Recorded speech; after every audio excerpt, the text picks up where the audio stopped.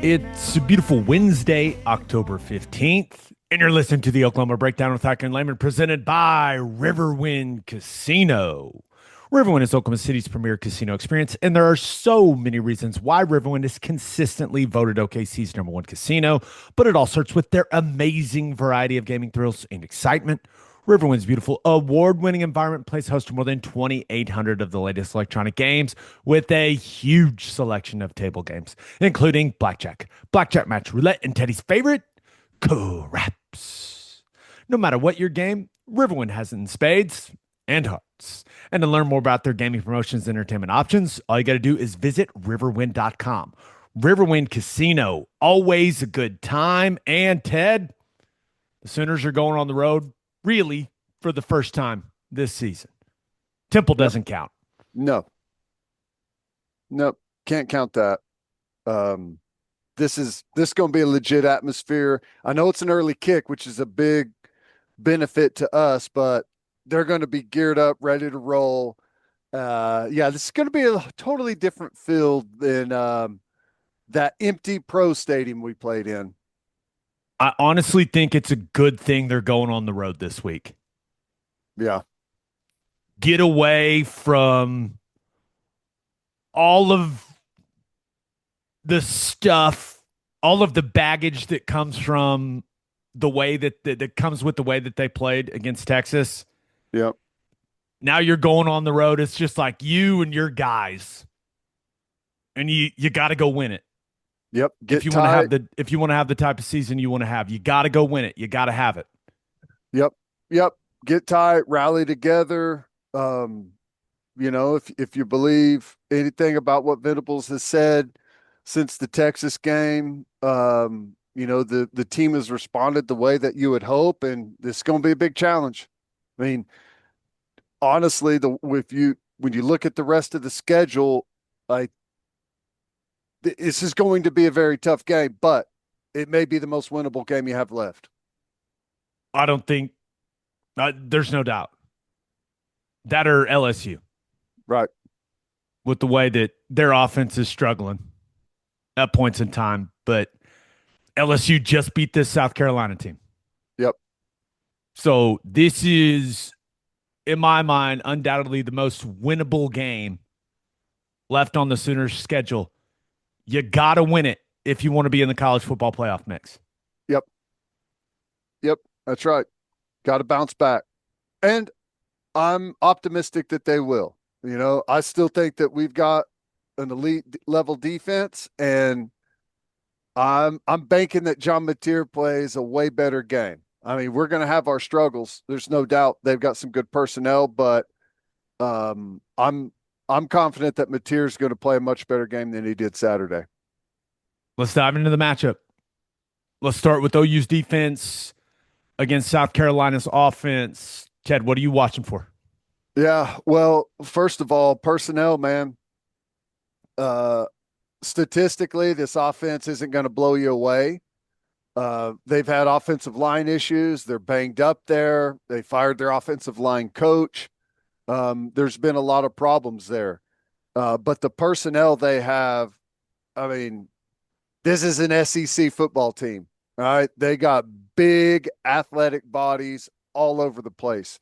Starting at quarterback with Sellers, 6'3", 6'4", 240 pounds. And I have him down. I think he's an elite runner. Whenever he is in the run game or pulls it down and scrambles, he's 240 pounds. He's fast. He's physical. He is incredibly difficult to tackle one-on-one. He's got good movement in the open field. He's like a gigantic, great running back at the quarterback position is what he is. I mean, it's like a little bit smaller Derrick Henry out there playing quarterback is kind of what it feels like at times. He has elite pocket elusiveness. I mean, he is pressured nonstop, and he has a great feeling. Whenever you feels like the quarterback's got the eyes in the back of their head, they spin out, avoid the sack, separate themselves, a little stiff armed, give ground. He's got a bunch of tricks whenever he's in the pocket to get out of sacks. I think he's an elite play extender. Like I said, avoiding sacks, getting outside, stressing the defense in the passing game, getting to the scramble drill happens all the time.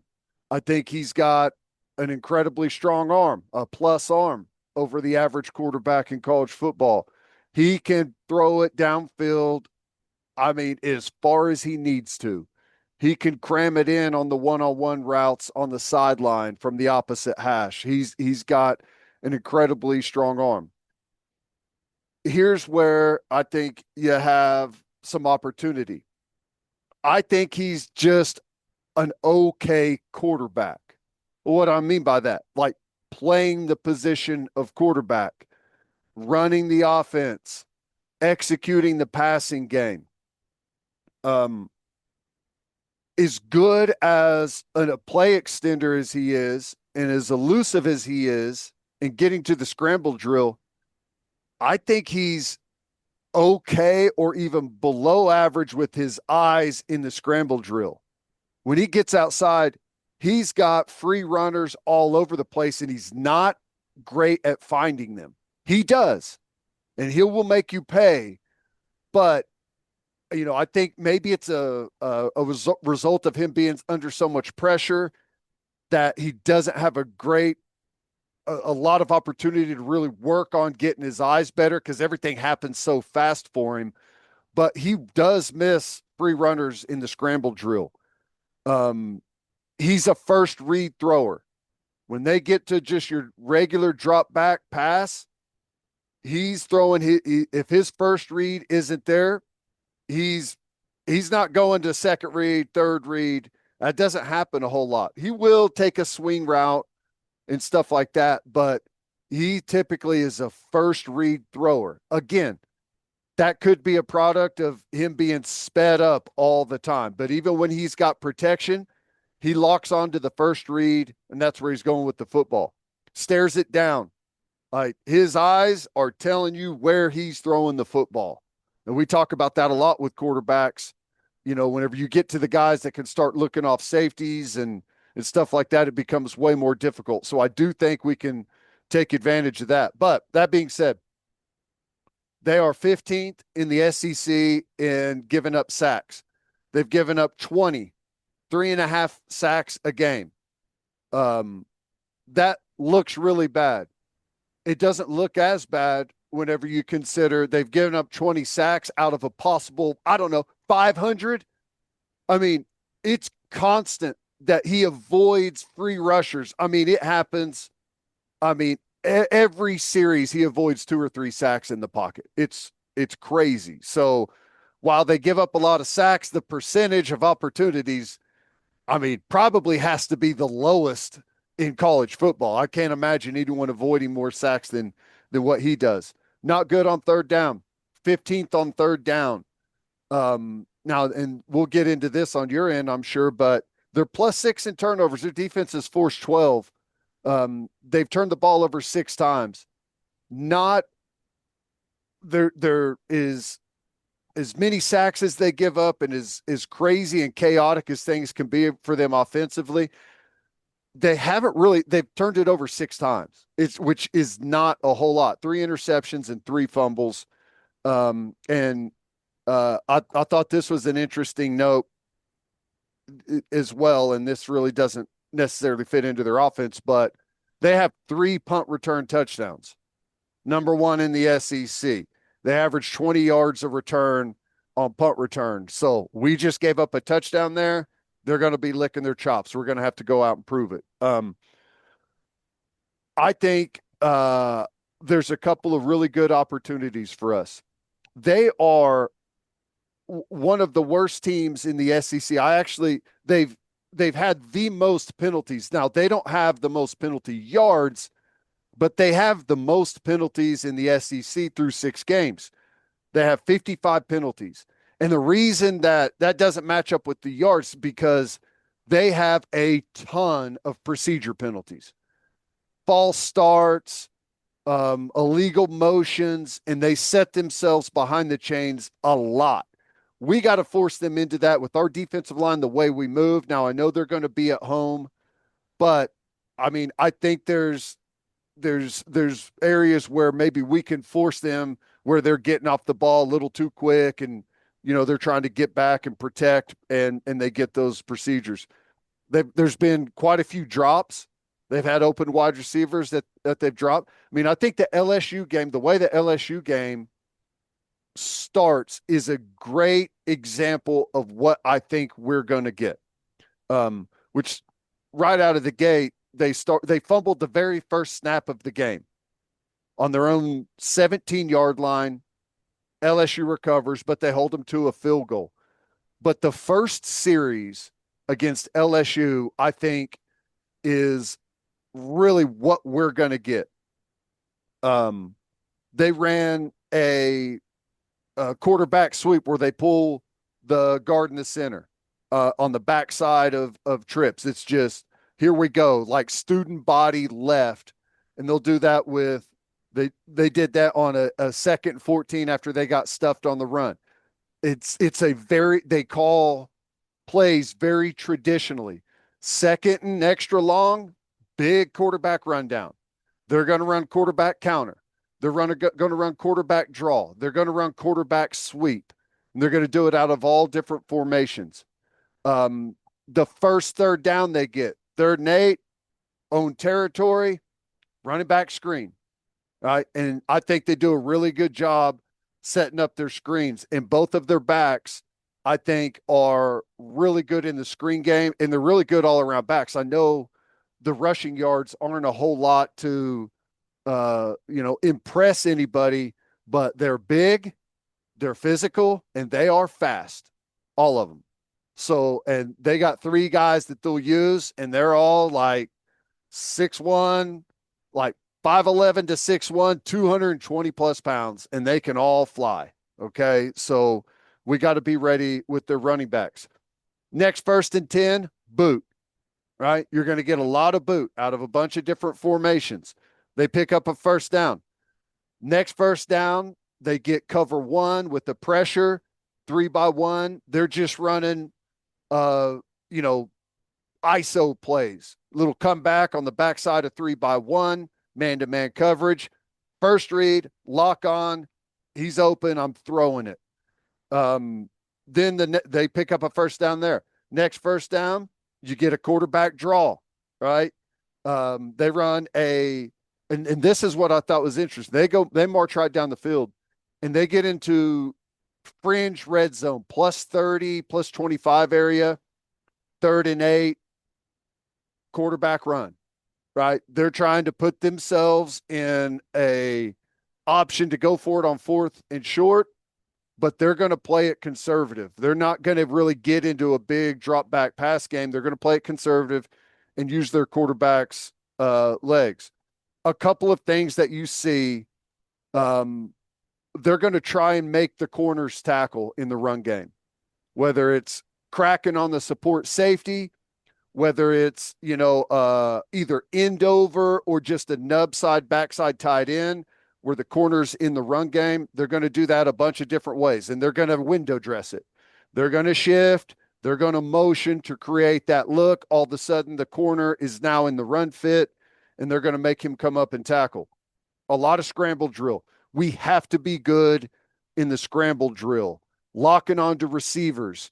Like who's coming up and forcing the issue on the quarterback, who's sitting back in coverage and locking onto guys. And their receivers are really good because it happens, 30 times a game, the receivers are good in the scramble drill. But like I said, I don't think, and watch me say this, and it bites us. He does make plays with his arm in the scramble drill, but his vision has not been great there. They run a reverse in this game because LSU's got a really aggressive defense. Reverse, big chunk there, fake reverse, screens, boot. They're going to use our aggressiveness against us a lot like, we expected Texas to do with Arch Manning. It's going to be the same thing with Sellers. For me as a all encompassing. That to me is what they're going to major in. Like nothing extravagant in the run game, a lot of split zone, a lot of inside zone. They'll do some outside zone, but what they're trying to do is force those corners into the play, and they want to run boot off of those looks and, counter you with the quarterback run game. To me, that's their offense. Offensive line, as I'm sure you've seen, not great, but they play hard. They're scrappy. And, at times they create some creases, and the runners, whether it's quarterback or running backs, can absolutely make you pay. The offensive line will undoubtedly play their best game of the year. It's just how it works, right? You get your coach fired. You feel terrible. You get the new O-line coach. You go out there and play your best game of the year. That's just, we need to be mentally prepared for that. That's going to happen. Yep. And they're a physical group. Now, they are not big. They're very big. They're not super athletic. Yeah. This is the best way to put it. Like, I would not want them on my side at a track meet, but I'd want them on my side in a bar fight. Yep. Great way to put it. Those guys, they're physical, but I don't think they move super well. And I think our movement along the defensive front can give them a lot of problems. Yep. But we have to be gap sound with the movement stuff. They give up a big, they rip off a big touchdown run against LSU because, and we'll break it down on the In the Weeds heading into this game, because LSU's got a corner that doesn't want to exactly get in the fit right when he should. Mm-hmm. And Fuller runs for a long, long touchdown run. And the guy looks very fast doing it. Outrunning LSU corners. And they don't play slow corners at LSU. So I think that while the passing game is ultimately what you want is to make Lenoris Sellers play from the pocket. Keep him contained in the pocket, make him go through progressions, make him play quarterback. When he gets outside of the pocket, there's no other way to say it. It is absolutely terrifying. Yep. His level of athleticism out there, his ability to just flick his wrist and throw it 60 yards down the field. Like, there's a reason all the NFL draft people are talking about this guy being possibly the number one pick of the draft. It's because of the physical tools. Yep, 100%. He has elite traits. Yep. And he is, when he gets out on the perimeter, like I said, you're in space and he's 240 pounds and he is elusive. He is fast, he is physical, and he is elusive. It's hell to bring him down one-on-one on the perimeter. Rarely, if ever, happens. You see him run through tackles left and right because he's so big. Guys go lunging and diving at his legs, stiff arm, high step through it. He's tough. And we're coming off a game where a lot of the problem areas were the quarterback getting out of the pocket on us. You cannot give up the big play in the vertical passing game if you're OU in this one. You got to make them march it down the field. And that's why I'm interested to see if Venables is a little more conservative from a coverage standpoint in this game, because Nick Harbor, Vendravius Jacobs, like, these guys can absolutely fly at the wide receiver spot. So I could see us pressuring a little less than we normally do, because you almost just have to trust this defensive line and the core of our defense to shut down the run game. Yep. You cannot give up the big play in this one. That's letting them off easy. And they'll take some shots. Sellers can. His ability to throw the deep ball and the way it looks, it's like, I don't know, it's like firing a projectile. Yep. It's impressive, but you can't give up those plays in this game. You got to keep everything in front of you. You got to make them earn it and march down the field and string 10, 12, 14 play drives together. Yep, that's right. And when you have a shot at him in the pocket, you have to get him down. Plain and simple. Well, it's not that hard. Well, it's what you have to fight the urge to leave your feet against him. When you dive and lunge at him, whether it's in the pocket or outside of the pocket, he is too big and too strong. You cannot leave your feet and bring him down. You're going to get you have to get lucky, and he just is blind and doesn't see you. If he sees you and you lunge at his legs, you're not going to get him down. And if the for us, if we have a bad day defensively, it's going to be because we have opportunities to get him down in the pocket and we don't, and he extends the play and either beats us in the scramble drill or pulls it down and runs for big chunks to extend drives. Like that is the most critical factor.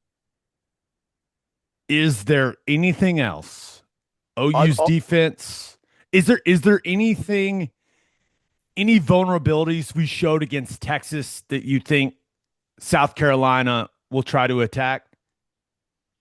Because really, when you think of the big plays in that game, you have the coverage bust on the touchdown, missed tackles. missed tackles. I mean, it wasn't, everything seemed very structurally sound. Yep. Guys just got to make plays on. That's it. Making plays on sellers when you have a chance to do it.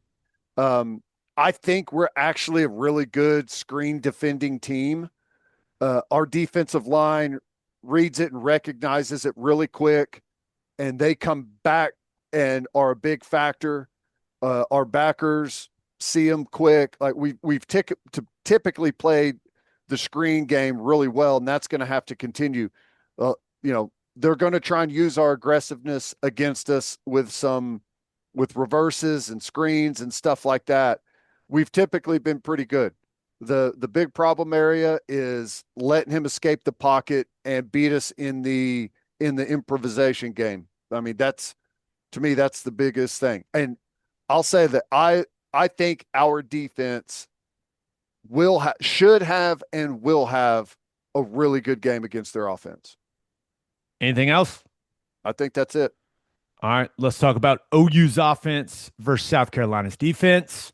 But first, download the Loves app from Love's Travel Stops, your guide to savings on the road. Fill up for less with the discount on fuel, 10 cents off on every gallon of gas, and 25 cents off on every gallon of auto diesel. And don't forget, in the store, you can unlock mobile deals on the Loves app to save on snacks, drinks, and select meals at Love's restaurants.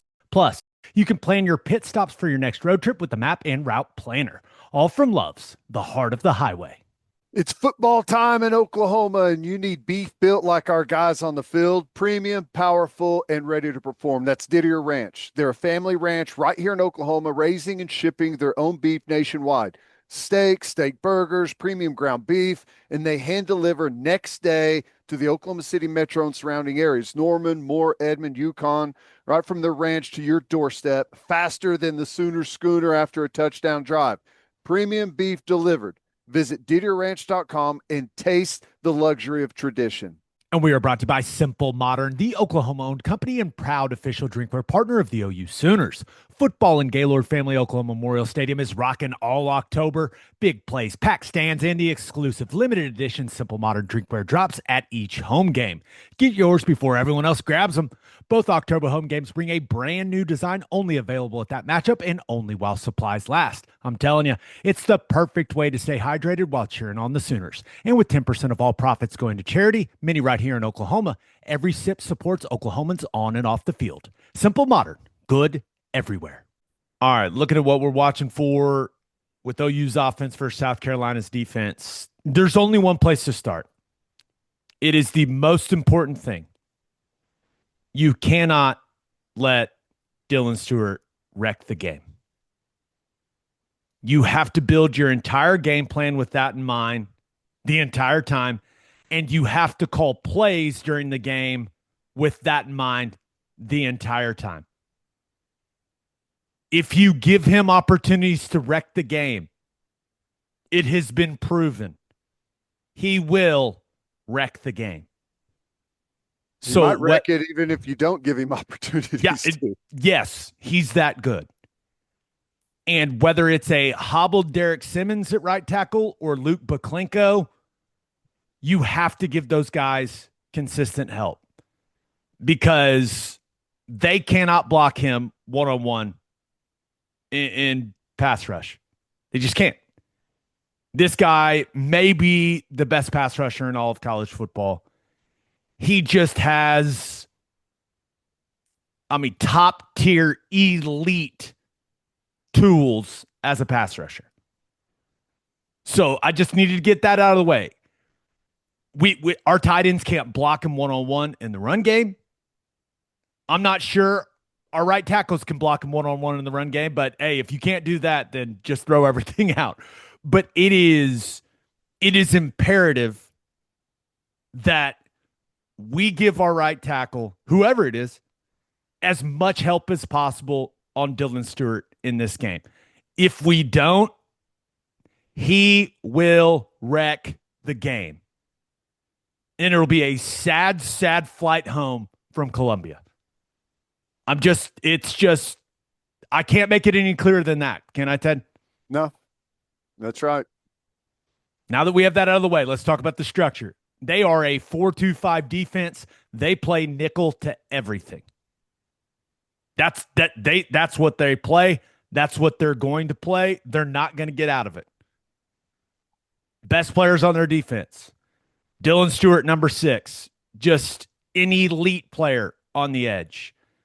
The other edge guy, Brian Thomas, number 46, really, really good. This is the best combination at edge that we have played up to this point. These two guys, I believe, are better than the two guys from Texas that we just played. And then number 93, Nick Barrett, is a really good defensive tackle, but he got high-lowed in the LSU game. It was a weird high-low because the guy hitting him high is his own teammate. You got another D lineman getting blocked into him, and then he gets cut by a guy from LSU. He disappeared from that game for like 2 quarters and then showed back up with a knee brace on and did not look anywhere close to himself.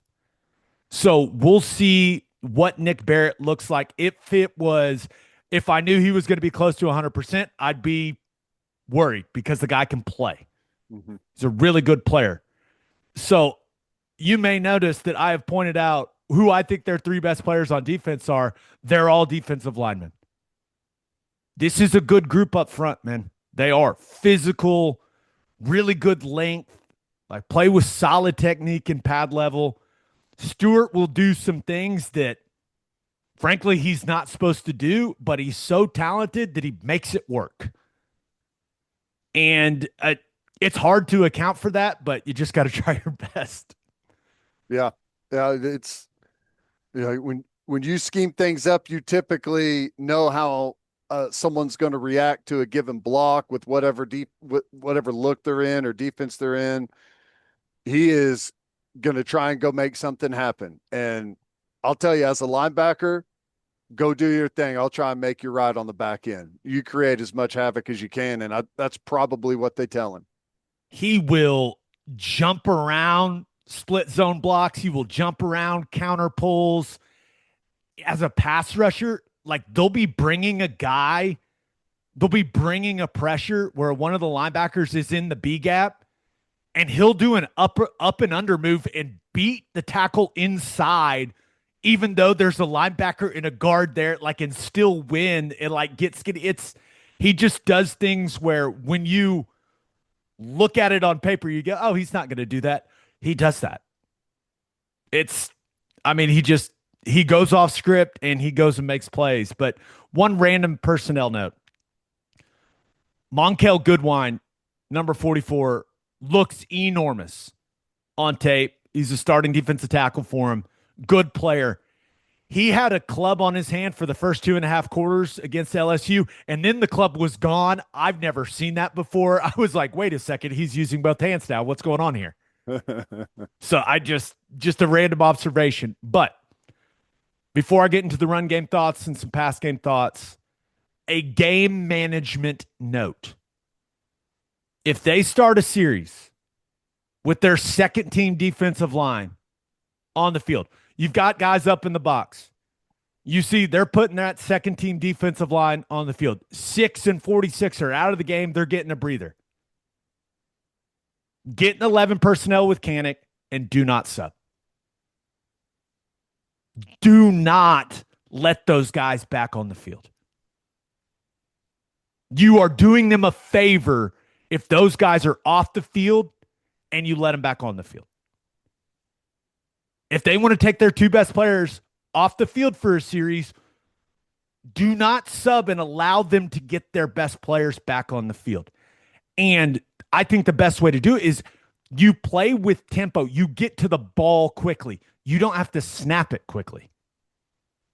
But you get to the ball quickly, and then you can make some decisions. Then you can let Mateer do his thing. You can talk to him in the headset, but get to the ball quickly so that they don't feel like they have time to sub. And just like in the Texas game, Texas tried to sub, and we scurried to the line and got to a play really quickly. I mean, you can still do that too. Quarterback's got the speakers in his helmet. If those guys are on the sideline and they start trying to get in, sub the game, quickly to the ball, off we roll. So do not let 46 and 6 back on the field. Now, it's funny I say that because their backups, 9 Desmond Umazulu and 12 Jatius Gear, are both like 6'5", 6'6", 255 pounds with incredibly long arms. Yep. But they're not as good at football as Stewart and Thomas. So that's just a game management thing. Like when you see the two biggest impact players on their defense standing over on the sideline, don't let them back in the game. Just don't let them back in the game. Let's get to some run game. Have to spread them out and run it. I've said this pretty consistently over the last month or so, right? Yep. Spread them out, whether it's 2x2, 3x1. Do your best to create a light 5-man box and then run it. Do not ask our tight ends to block these edge guys. It has been proven. We know this. We know that they cannot handle these guys one-on-one in the run game. So do not ask them to do it. That being said, I know that for the last several weeks, I've said you got to keep the tight end out of the core of the offense, right? Well, you're going to have some run game with the tight end in the core because you're going to need the tight end in the core to help you in pass protection against Dylan Stewart. And you have to keep the defense honest. You can't throw the ball every single time the tight end's in the core. That's just not going to work. You're at a disadvantage if you're doing that. So you're going to have to bring him into the core, preferably in a wing position, and then get to some run game out of that. And I think the easiest thing to do is to run split zone. Now, I would run split zone with the tight end going back on 46 and not 6. Because 46 plays it like he's schematically sound as a defensive end. Mm-hmm. 6, you really don't know what you're going to get. So, like, you know that zone bluff, the split zone bluff play we've been talking about? Yeah. Don't run that to 6 because he's going to swim it and then go and tackle John Mateer in the backfield. Run it to 46 because he's going to squeeze and going to try to hammer that split zone action. And you got a much better chance of getting around the edge and having success with that play against 46 versus 6. Because you don't know what 6 is going to do. He may say, I'm just going to go tackle this guy. Yep. You're just rolling the dice. He may run himself out of the play just to try and go create something, but he may also come flying up the field and murder your quarterback. But you're going to have some runs with the tight end in the core.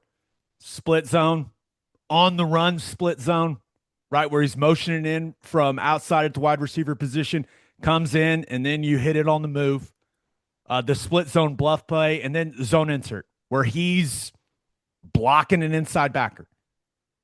Like, put our tight ends as often as you can on backer and safety bodies in the run game. Now they have to be able to go and get in the way on split zone. I mean, if you can't do that, then it's gonna be a long, long day.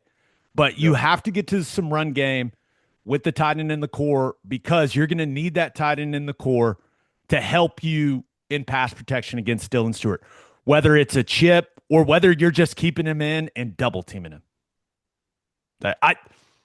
I'm not opposed to that in this game. Back to the point, back to the number one point. You cannot let Dylan Stewart wreck the game. So I don't need to go through all the spread runs, I think, that we need to get to, but whether it's 3-by-1 or 2-by-2, create that light box, run your simple 5-box zone play. I would like to see us get back to that, just what I call the 5-man box counter play that we ran against Kent State that looked really good.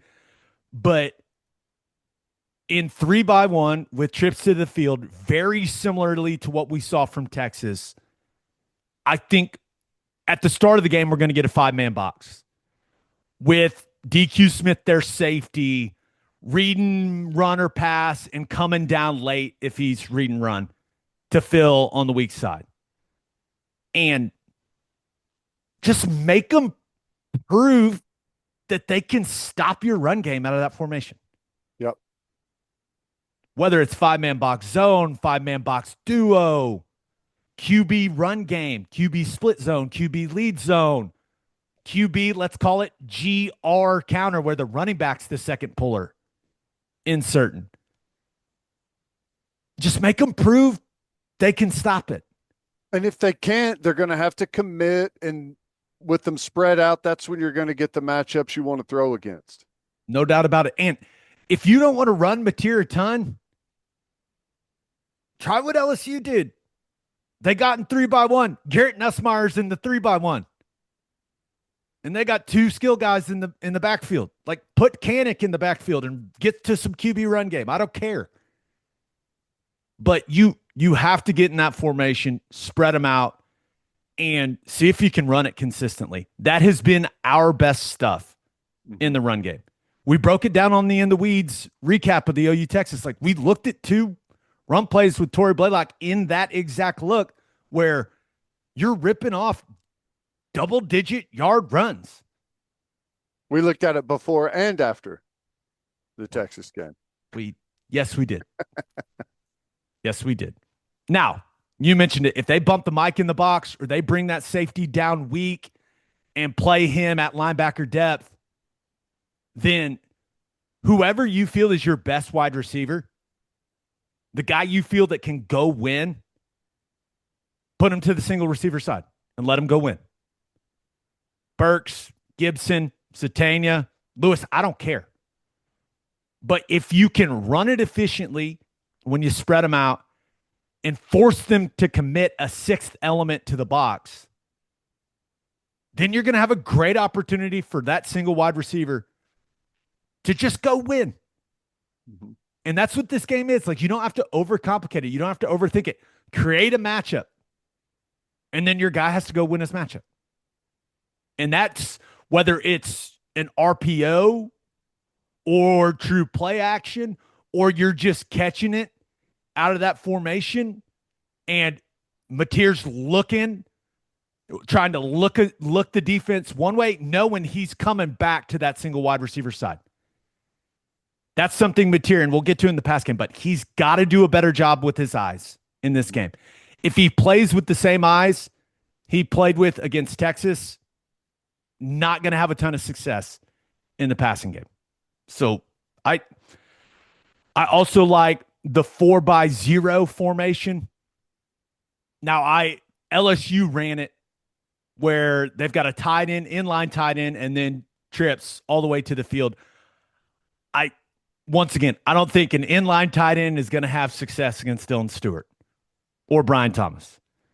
So put him in a wing, adjust the wide receiver alignments accordingly, right, to where you have as many guys as possible as eligible. And then I like the run game to the boundary. Whether that's GY counter, speed option, QB run game, QB lead zone, just a mid zone to the boundary, because in that look, DQ Smith, the safety, is playing inside backer.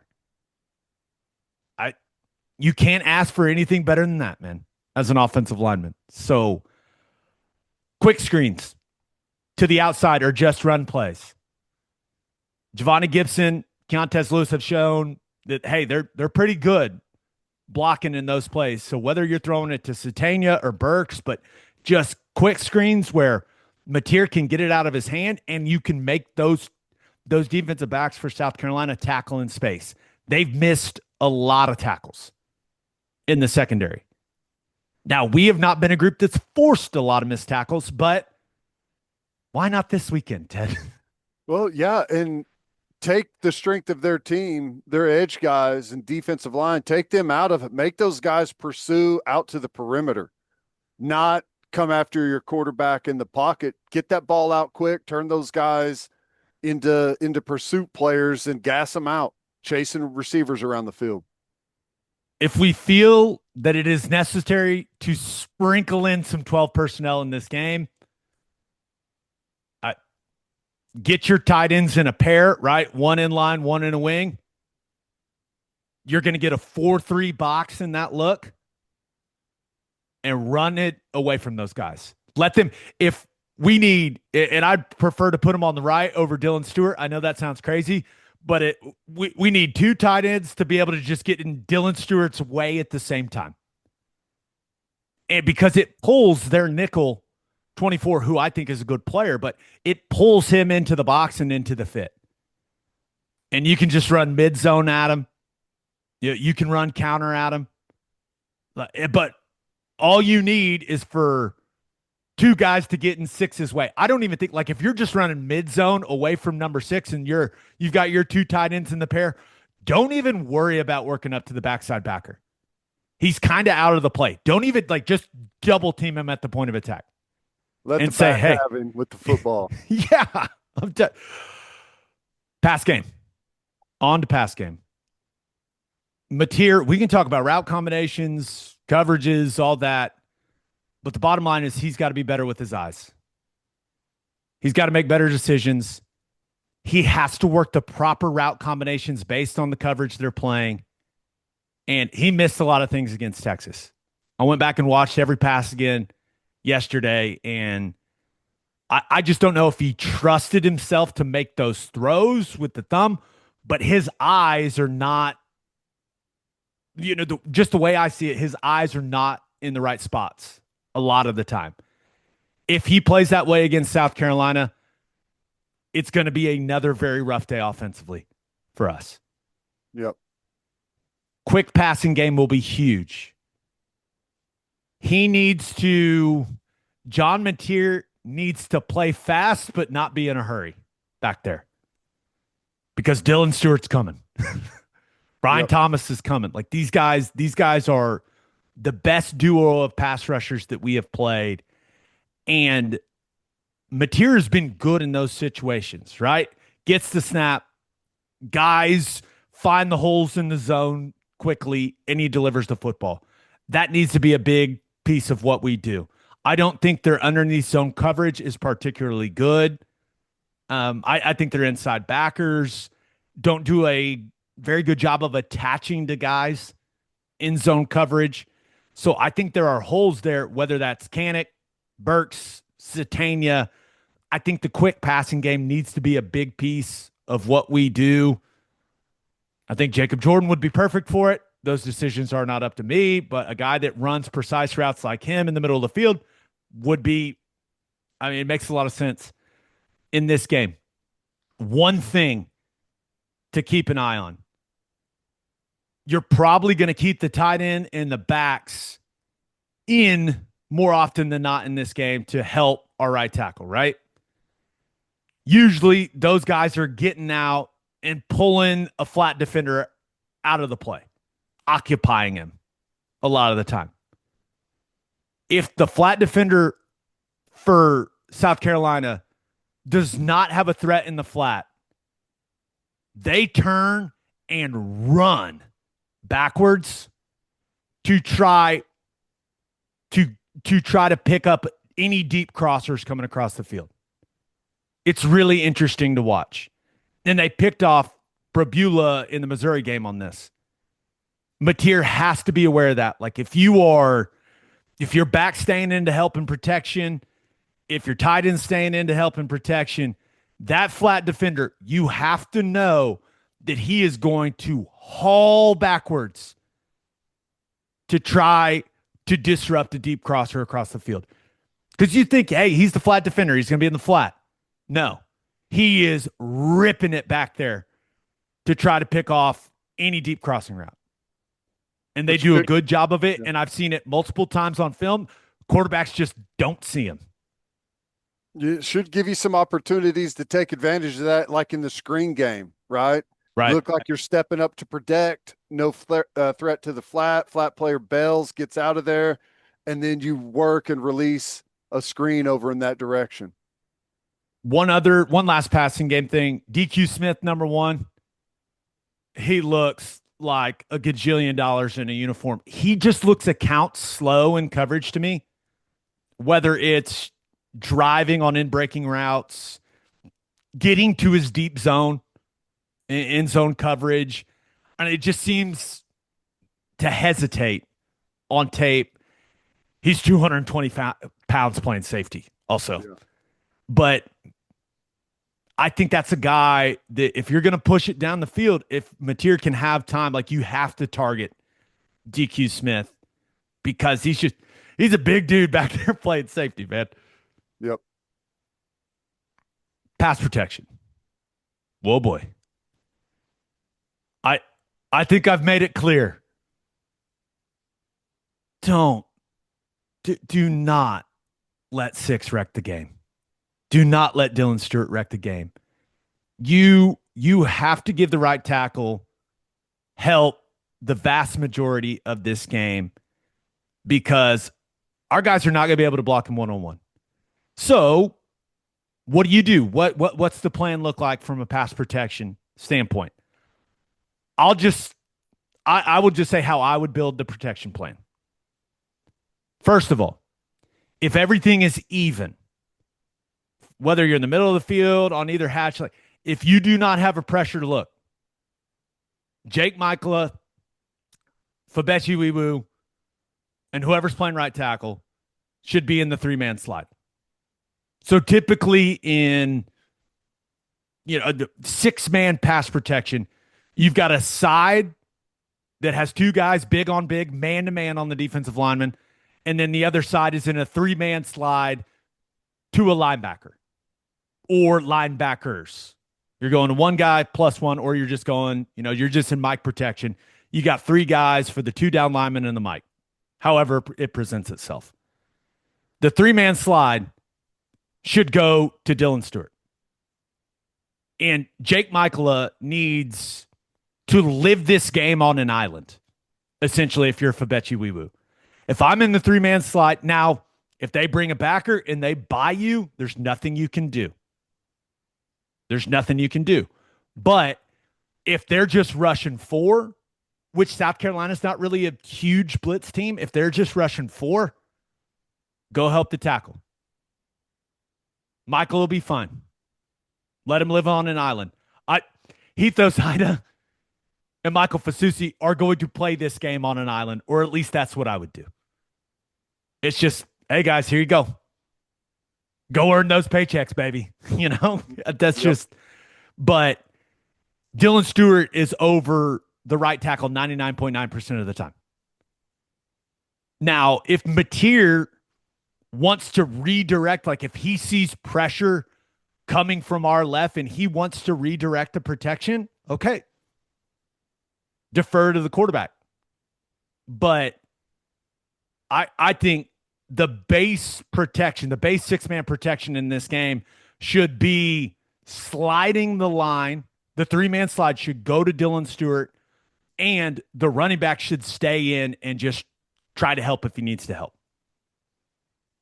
That's once again, you cannot let him wreck the game. This may sound dramatic, but you cannot do it, dude. Yeah. No, I'm with you. And that's how they build it all, is off of the chaos that he creates. And If you don't do a good job on him, at least, a decent percentage of the time, he can absolutely make you pay. You have to, so you're going to chip him right with the tight end, whether he's in line or in a wing. You're going to chip him a lot with the back. The tackle must set for the chip. I have seen 20 times at least, 20-ish times, Dylan Stewart is getting chipped. He swims the guy chipping him, and then he swims the offensive tackle and goes and hits the quarterback. That cannot happen. If you're chipping the guy, if you're the tight end, you can't nudge this dude. You need to get hands on him, get a good piece.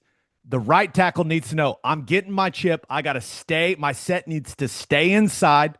I need to keep that relationship knowing he's going to get knocked inside a little bit if the tight end does his job. That has to be perfect in this game.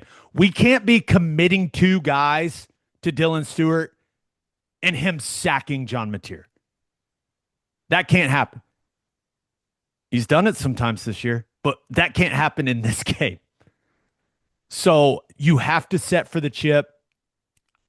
Other than that, if I was South Carolina, I would just run some simple linebacker pressures and buy the running back, buy the right guard, and just give Dylan Stewart a one-on-one as much as possible. The easiest way to do it, I think something we'll see in 3rd and long, they're just going to walk that Mike backer right up over the center. We're going to go 5-0, and they're going to let 6 go. Hey, go win. Yep. And there's really nothing you can do about it. Now, in that look, typically, I would say running back, your guy's not coming. Get out. No. If they go a bear look, you go 5 down up front, you stay in, and you find number 6.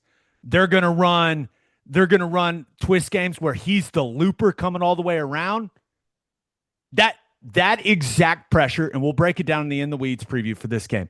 That exact pressure single-handedly, that twist single-handedly changed the complexion of the South Carolina-Kentucky game.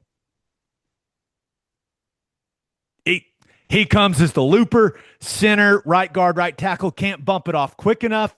He goes and destroys Kentucky's quarterback. Ball on the ground, scoop and score. I believe it was 10-7. Kentucky was winning at that point. It's all South Carolina the rest of the way. Changed the game entirely. That cannot happen. Yeah. That's all I got, man. It's a lot, but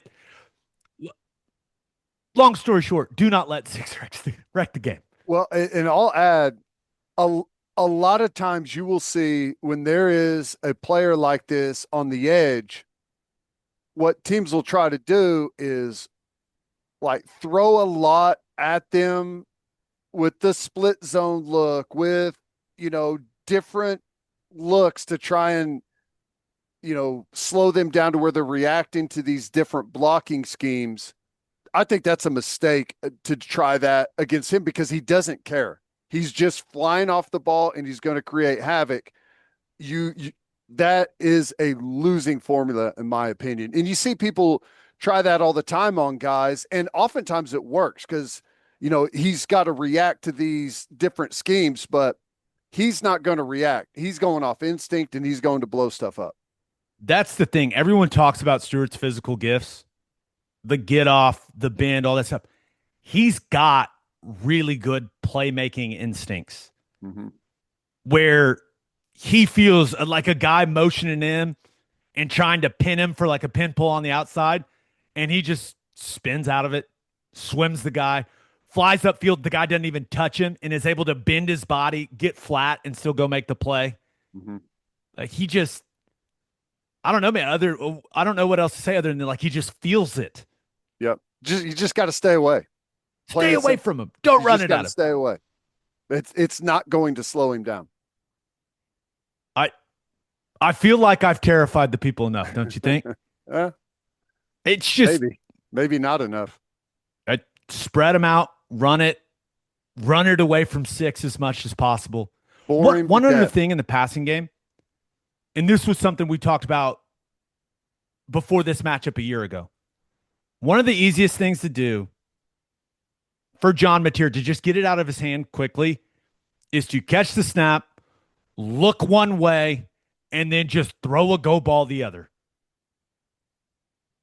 I'm not sure we've seen us do that one time this season, Ted. Not that it's there. I don't remember it. It would be a great weekend to start because Mateer, like that clock in his head, he can't play in a panic. That's not what I'm saying, but he needs to play and process quickly. Yep. And they like a lot of man-to-man cover one stuff, and that's the exact look you want for the play we're talking about. And it would help a lot if you could run the ball and have some success out of those 3-by-1s to really force them into those cover ones a little bit more, and then play action, look him off, and then just rip it down the sideline. You got to be able to take some chances and let your guys go win. I would prefer in those situations, like it feels like Satania's the guy that we've seen be able to create the most separation. Or like you said, Elijah Thomas. Let's put the freshman out there and let him go get the football. That's what he does. I don't know. Yeah. Not up to us. All right, let's get to Call Shot. We asked you guys, number one thing you'll be watching for in OU South Carolina. This first one comes from Sooner Maverick. He says, different offensive mindset. Obviously, power run in any formation isn't going to work with this line, and running backs will Ben go full Mike Leach mode. Curious to see after Ben and Mateer worst game of the season, how they bounce back and their schemes change. Yeah. I think it's become very apparent for several weeks now that that's where I think we're best. The quick underneath passing game, attach some of that spread run to it.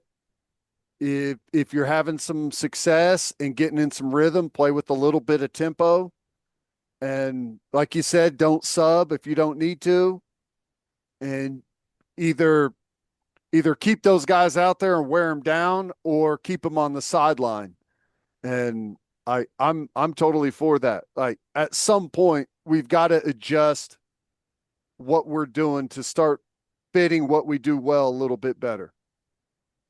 This other one comes from Chris Porter. Can offense find any consistency and rhythm in anything they do? That includes Arbuckle play calling. There's a lot of responses like that. Yeah. I think the fan base understands the defense played pretty dang well against Texas. Are there a couple plays they want back? Absolutely. But I feel like I know exactly what I'm going to get from our defense. They're going to play at a very high level. Now, Sellers is incredibly talented, and South Carolina has some absolute monsters at the skill spots. But I feel like I know what type of performance we're going to get. The offense, not really sure. And I think that's kind of where the fan base is right now. And this is a huge opportunity for John Mateer and this OU offense to go and change the narrative. Because right now, everyone's piling on them. Everyone's piling on Mateer. Everyone's piling on Arbuckle. It's a tremendous opportunity to go shut everyone up. And I'm hoping that's what they do, Ted. Yep. There'll be opportunities too. They're good. They're physical. They're athletic. They can get after the quarterback, but there's holes in what they do. And some of those match up with things that we've had success with. Let's go build on it. Mateer has to be better. No doubt about it. All right, let's and dive I trust that he will. Me and you both. All right, let's dive into the matchup a little more with Chris Marler. But first, Schwab Meat has been smoking the highest quality meats, hot dogs, and sausages in OKC since 1912. Go to schwabmeat.com to order any of Schwab's outstanding products and use promo code OKBreakdown for free shipping on orders over $75. Schwab dogs are iconic. I like to keep it simple. Just a bun, dog, mustard, ketchup. Also, the jalapeno cheddar smoked sausage is ridiculous. SchwabMeat.com, code OKBreakdown for free shipping on orders over $75. Schwab Meat, the official hot dog of game days. With ice cold beers, great food, and TVs all around, Pub W is the perfect spot to catch OU football and NFL Sundays. Pub W has been voted best happy hour 3 years in a row and serves brunch Saturday and Sunday mornings until 2 p.m. You can enjoy classics like chicken and waffles and their steak breakfast burrito, as well as unique dishes like the Big Country Benedict. Plus, brunch berries, mimosas, and espresso martinis. Visit pubw.com to find a location near you. Pub W, good food, good drinks, good people. Insurica's launched a new digital agency introducing Insurica Direct. Whether you're in Oklahoma or anywhere across the U.S., they've got you covered. From small business insurance and health insurance for your employees to insurance for individuals like home, auto, and even Medicare supplements. Insurica Direct's got it all. Start your journey today at insuricadirect.com. Remember, at Insurica, we specialize in you. It is our pleasure to be joined by a man that hosts Locked On Gamecocks. What a title for a podcast. Chris Marler is in the house. Also, one of the two names that was recommended to me by the one and only Josh Pate that covers South Carolina. Yes. You were I asked him, and you were it was a list of two, and you were on that list, sir. Who was the other one? Steven Garcia? I can't tell you that. I can't tell you that. Fair. That's fair. That's fair. Just know that you were on there. Just know that you were on there. What's up, man? How you doing? I'm good. I have to start by saying this. Listen, 14-year-old me, I think, was crucified for this, Teddy Lehman. I demanded, and I've unplugged the Nintendo 64 from like an all-day Mario Kart party so I could watch the end of that Texas OU game. And my friends were pissed, but I got to see that the infamous play, and it was a lot of fun. That was back when it was on ABC. I think the 12 o'clock start. It was a great day. Yeah, that was a long time ago. I think the gaming system tells you everything you need to know about the time period. But still a top five game. Oh yeah, that was great. Yeah. Okay, I want to start here, Chris. This is OU's first true road game of the year. The Sooners played at Temple. Oh, Temple. At the Eagles Stadium. Doesn't count. There are more OU fans there than Temple fans. But this is a trip we've been excited for ever since we saw it on the schedule. But what kind of atmosphere should we expect? Because it's a 12:45 Eastern kick. Yeah. The team's 3-3. Like, what should we expect when it comes to the atmosphere for this game? If I'm being honest about it, so kickoff's gonna be sick. Make sure you're in your seat 20 minutes beforehand. They do 2001. They unveil Cocky. They have like the cockaboose out there at the 50. I think it's at 30 or 50 yard line. I don't remember which part, but like have that part. Listen to Sandstorm. All of that stuff is electric. Williams-Brice is electric. I don't know. I just moved from Columbia, South Carolina to Baton Rouge because I apparently only love to be in just the armpit and hottest humidity imaginable of this country. And it usually is very hot for a 12:45 start. The 12:45 part sucks because it's like that would be an electric atmosphere at night. I hate that Vandy and Kentucky got the night games versus this one.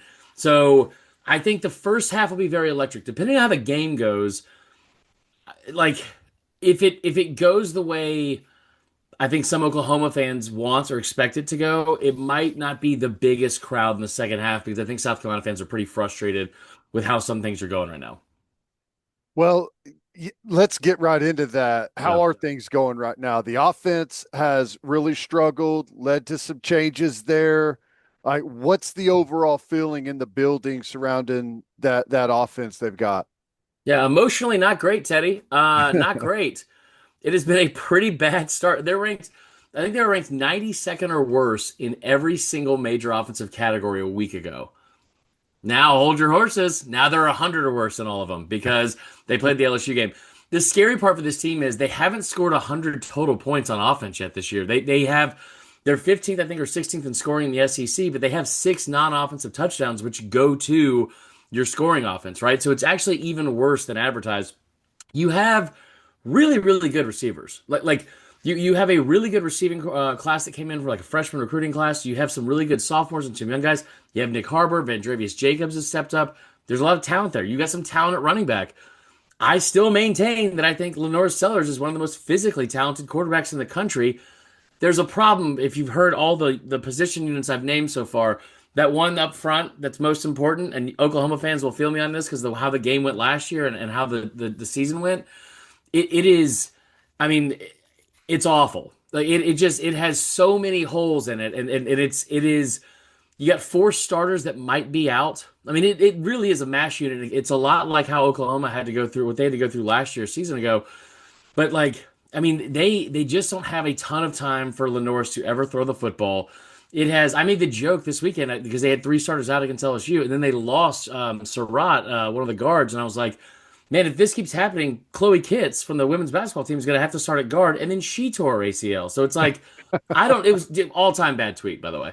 But it's been one of those things where like they have glimpses where they can do some things, and the running game opened up against LSU a little bit. But I don't know if you saw the stat.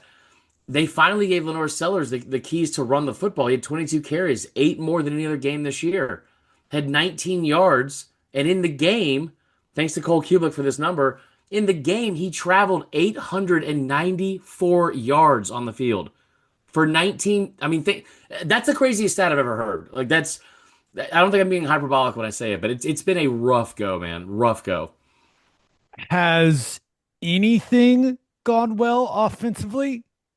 Like, is there anything going into this game, Yeah. knowing that OU may be the best defense that South Carolina has played up to this point? Like, is there anything you can point to and go, South Carolina can find success with this? I mean, give me a second. I wish you would. I should have. I mean, I should know this, and there should be an answer. Well, I thought I mean, early in the year they were going to start going to Harbor like on some deep stuff, like 50-50 balls. He made a couple of plays there, and I was like, here we go. Finally, they're right. going to start using him in that direction. Well, and I think honestly, Vandravius Jacobs has been. It's been equally as important. I would have said at the beginning of the year to have him elevate his game. So now you don't have just all the attention on Harbor. The thing about Harbor that people forget is like world-class athlete, not a good athlete, not a good like a good plus speed guy, training for the US Olympic team type of athlete. So like he said something in the offseason that was like very concerning, but also like funny, but he was like, yeah, I finally know all the routes in the route tree. And it's like, brother, we're in year 3. Like we gotta know that. And so, but he's been, I mean, he's been limited, and it's also just one of these things where it's like there are weapons, man. Like Faison is a really good running back, and they finally opened some holes for him. And we all know about Lenore Sellers. I think you just have to figure out a way to start using Lenoris in the run game where he is the like focus of the offense. That seems like such an obvious statement, but they haven't done it yet once this season. And for us to be in week 7 or going into week 8 now, I guess, like he should have been already like in situations where just put the cape on and go win us a ball game. Cause that's where you are now, I think, where like you don't have a lot of other options where, dude, why just get him on a speed option? Him and Faison, like you haven't seen it once this year. And it's just very questionable play calling and a lot of frustration, man. Yeah. Well, how about the other side of the ball?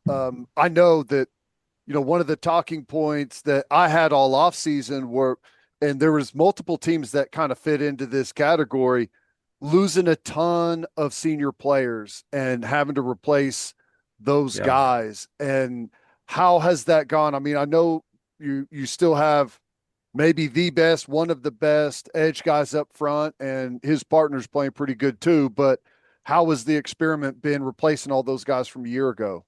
Fun. No, it's another situation where the secondary I thought was going to be your strength going into the season.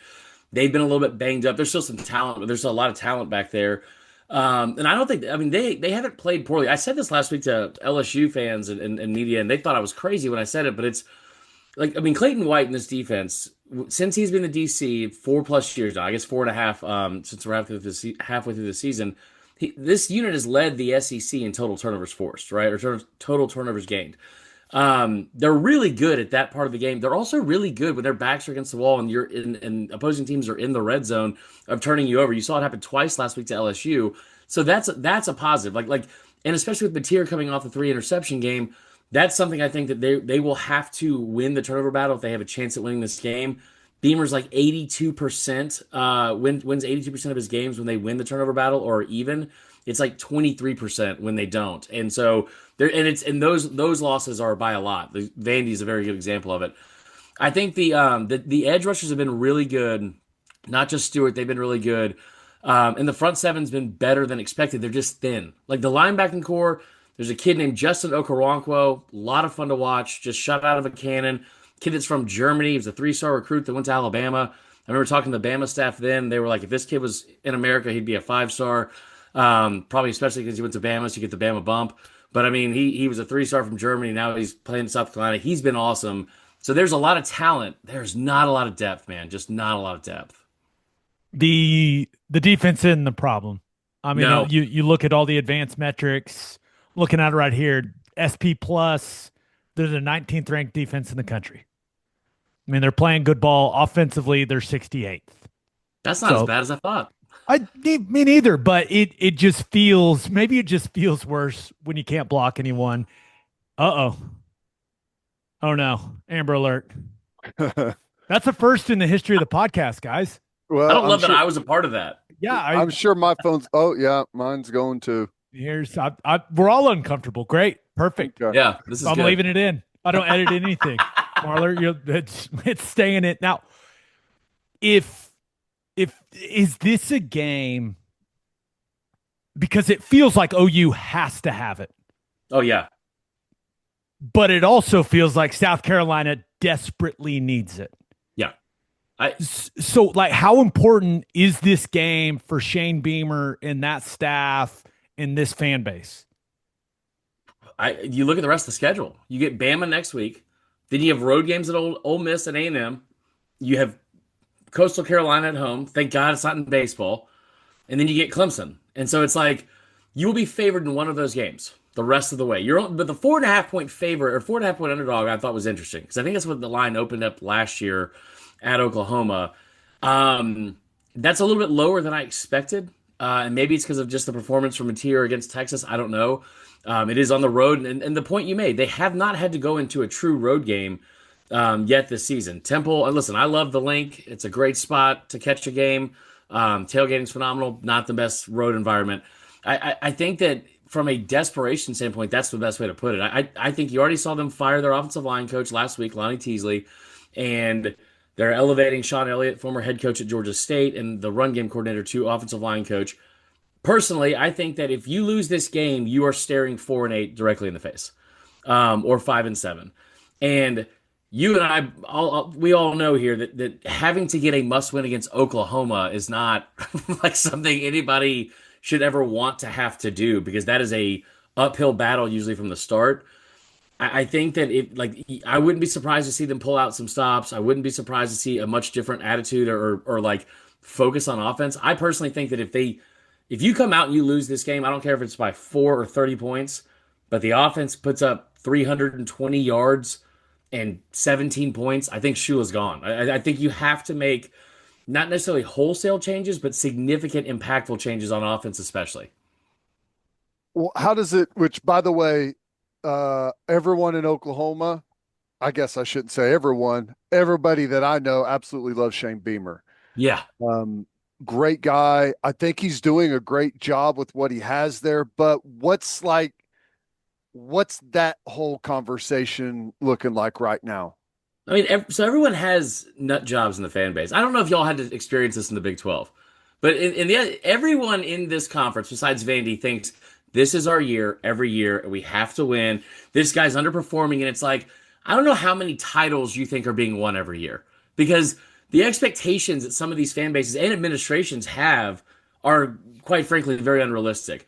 Shane Beamer's coming here. He's given them top 10 facilities in the world of college football. He's the recruiting classes are the best they've been in consistently in years. You landed a couple of 5-stars over the past couple of years. They have 3 5-stars on this team. To put that in perspective, they've had like 11 in program history. 11. So when Spencer Rattler, this is the best example I can give you. When Spencer Rattler left Oklahoma, he had 11 offensive linemen on that roster that were ranked 4 stars or better. South Carolina had 2. He's elevated all of these numbers. Like the recruiting is up, the facilities are up. They're winning more games. This is a down year, but the things that I have heard from like that camp, specifically around Beamer, are there's no intention of leaving at all. But if this becomes a thing where the fan base starts getting unruly and demanding that he leaves and calling him Muschamp and all this other crap, where it's like he needs to go, considering what he's done with what he has to work with, that Virginia Tech job is going to get very, very appealing because you want to be appreciated, and what he has done at South Carolina should be appreciated. And the moment that it's not, he's going to start taking a phone call. That's interesting, Chris. All right, last question. How do you see this one going? Oh man, I think South Carolina gets off to a great start and then has at least 3 to 11 self-inflicted wounds. Probably, I think on script they've been very good. I expect them to keep it close early. I would not be surprised to see Mateer struggle a little bit, especially with the crowd.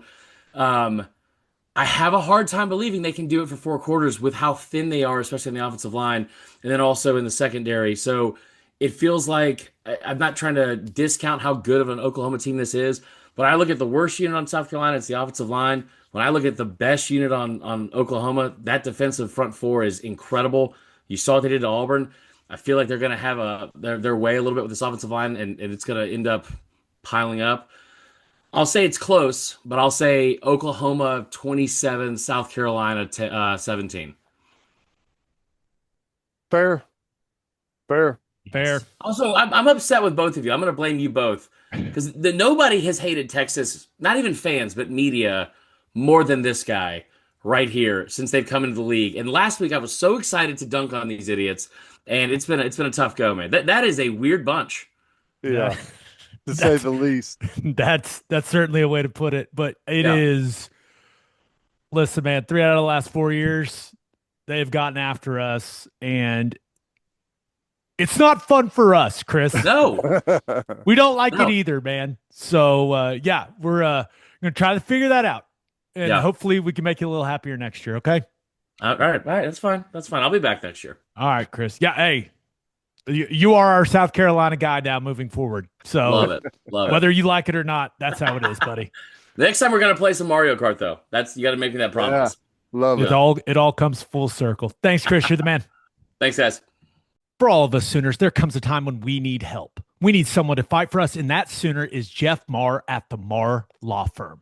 If you are battling cancer or any other life-threatening condition and your insurance carrier is either slow playing or outright denying your treatment, use the law to get the medical care you need. Marr Law Firm believes you shouldn't have to fight your insurance company while also fighting for your life. Go to see Jeff Marr at the Marr Law Firm. They turn victims of insurance bad faith into champions. And 3 things matter in banking: service, and service. And First Fidelity Bank's commitment to exceptional service is more than a promise. It's their foundation. FFB has been by your side for over a century, and they are honored to be a part of your journey. Banking isn't about where you've been, it's about where you are headed.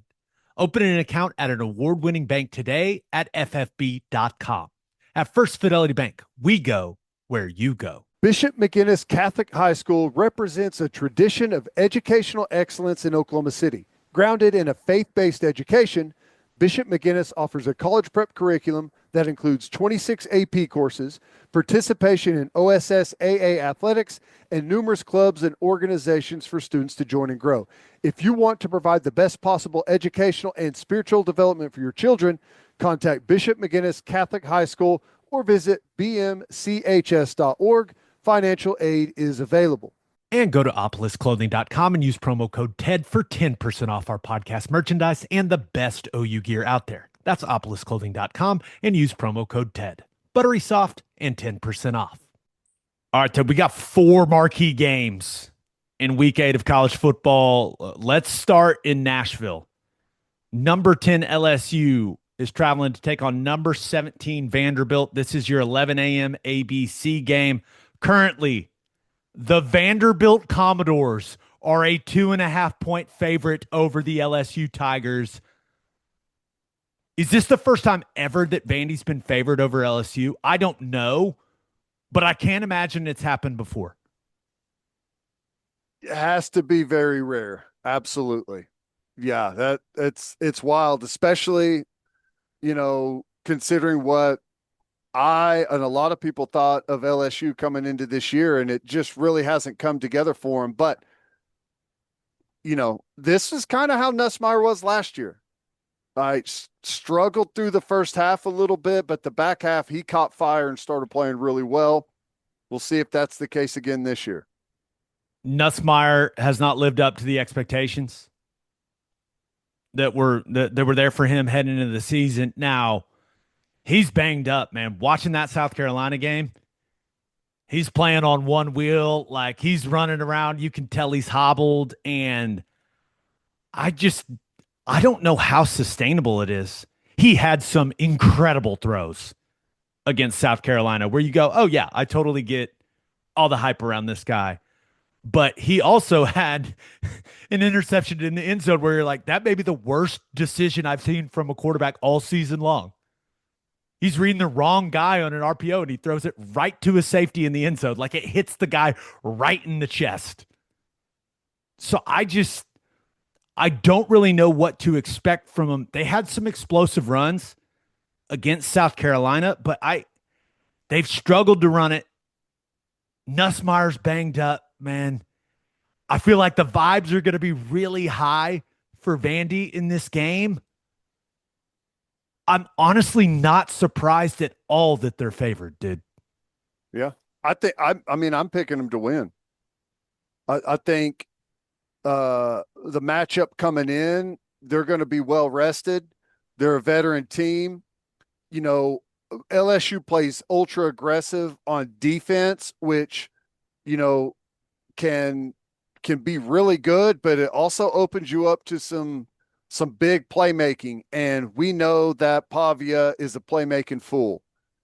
If you sell out and you're coming after him and he's able to avoid the rush and get outside the pocket, he can absolutely make you pay. And I think Vandy's defense is one of the most underrated units out there. And they are disciplined. They're well coached. They always have really good game plans. And I imagine they're going to have a really good game plan coming into this one. Yeah, it feels like all of the pressure is on LSU. They're banged up at quarterback and some other spots. Offensive line has struggled. Like, if Vandy can get off to a hot start, that would be critical for them in this game, in my opinion. No doubt.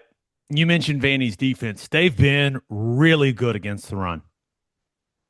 And LSU has struggled to run it consistently. They've struggled to run it efficiently. So it feels to me like this game's going to come down to Garrett Nussmeier making plays in the passing game. And he looks really banged up, man. I just don't think that's where you want to be right now if you're LSU. That being said, Trey'Dez Green can just change the game. I mean, this dude, he's the reason they beat South Carolina. All 6'6", 6'7" of them. He's just a jumbo athlete out there for LSU. And I really bit like he was the difference in the game. Him making plays in competitive catch situations. I would assume Nussmeier is going to get to quite a few of those in this game. And if he makes those plays, maybe LSU walks out of Nashville with a win. But I think Vandy's going to win the game. LSU coming off a very physical game against South Carolina. Meanwhile, Vandy's coming off a bye. They've had 2 weeks to get ready for this one. Nussmeier's banged up. Pavia's not. Maybe the only thing is, hey, Clark Lee's being mentioned for that Penn State job. Maybe that's a bit of a distraction, but all signs point to Vandy winning this game for me, which is crazy to say in a Vandy LSU matchup. I know. Did not expect that to happen. I agree. I think this is a big moment for both of these teams. I mean, I think this could really affect the trajectory of both squads kind of down the stretch. LSU's, as we know, has not been great, but, if they can, start stacking a couple of wins, I think Green, was he hurt? Because he played in the first game against Clemson and then didn't have a whole lot of.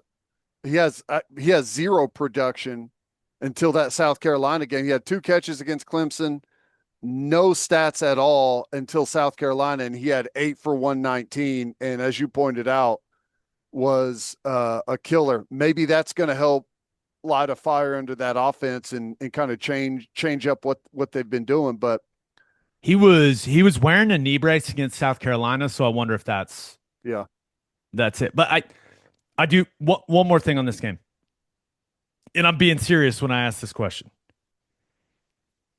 Diego Pavia is fueled by being an underdog. Like that's what gives him his edge. No one believing in him or his team. Do you have the same fuel and the same edge when you're favored against LSU? You know what I mean? well, I'm not sure. I on the surface maybe not, but I have a feeling Pavia's a little like Baker Mayfield. No matter who you're playing, no matter who's favored, Baker finds a way to have some fuel for that game, whether it's something a defensive backs coach said 5 years ago or like whatever it may be. You got to be elite at finding the underdog role, like however you've got to generate it for yourself. I'm guessing it. I'm overthinking it. It's simple. Everyone going into the season was talking about how Garrett Nussmeier may be the best quarterback in college football. Pavia is going to take that very personally. Yep. And that offense is so fun to watch, man. They got all kinds of moving parts. They switch their offensive lineman sides like it's high school. He's pitching it super late. He's doing all kinds of stuff. I mean, it is wildly entertaining. And yeah, he'll be able to find that edge. You're right. Give me Vandy -2.5. I love it. Yep. Don't like it. Love it. I would be lying if I said I didn't at least momentarily consider switching our offensive lineman and keeping Fasusi on Dylan Stewart wherever he goes. But whatever. Yeah, you liked it enough to make it one of your battle bets this week? I'm considering it. Vandy -2.5. Yeah, it's a good one. It's a good opportunity. Remember, go to battlebets.app/OKBreakdown to join our Battle Bets League. Remember, these are fake bets on college football. Spreads, over-unders, money lines, and props. And you're competing against us and all the other listeners. I think we're over 500 in the league now. Nice. We got to get that to 1,000 people. Come on. It's not too late. Free money. And remember, they are giving $250 of real money per week to the weekly winner and $500 of real money to the leader of the league at the end of week 11 of college football. If you want to win that $500, you need to get in the league now. Can't fall behind. Can't be 2 weeks behind. You got to join the league now. Fake money bets to win real money. It's fantastic. Having a ton of fun doing it. Go to battlebets.app/OKBreakdown to download the free app and join our league. I'm making a move this week. I'm at 201st right now. I'm making a move. Yeah, well, we can't let our man that won in week 1 jump out of the gate on everybody and go 2 in a row. We got to track him JT down. Sappington. First of all, amazing name, but had a heck of a week. He's already got $250 of real cash sitting in his pocket. Must be nice. All right, big one in Athens. Number 5, Ole Miss travels to take on the number 9 Georgia Bulldogs. This will be your 2:30 ABC game. And currently, Georgia is a 7.5-point favorite. This is my question, Ted. Are we getting the Georgia we saw in the first half of the Auburn game? Or are we getting the Georgia we saw in the second half of the Auburn game? We might get both. That's a great point. I'm choosing to believe that the Ole Miss team we saw against Washington State was just like a complete outlier. I'm almost ignoring what I saw in that game because I'm expecting the best version of Lane Kiffin's team to show up in Athens. You can say a lot of things about Kiffin, but he typically has his team ready to go in these big games. And I think Trinidad Chambliss and that Ole Miss offense will bounce back in a big way because, man, by Georgia standards, and those are maybe unreasonable standards now, the Georgia defense has struggled. Yeah. Especially getting off the field on third down. So I honestly was very surprised when I saw how big this spread was. Yeah. I You guess seem like you're in contemplative thought. What are you thinking? Tell me. I think Ole Miss has a good offense, but it's not what it was a year ago. They put up 24 against Washington State. They put up 24 against LSU. They did put up 41 against Arkansas, but they gave up 35. That game was closer than it should have been. Put up 30 against Kentucky. I guess I'm just not sold on Ole Miss just yet. This is one of those games to me where I think Georgia has battled through having some youth out there this year and a new quarterback. But the one thing that you could say about Georgia is they know how to win close football games, and they typically find a way to separate themselves in the second half.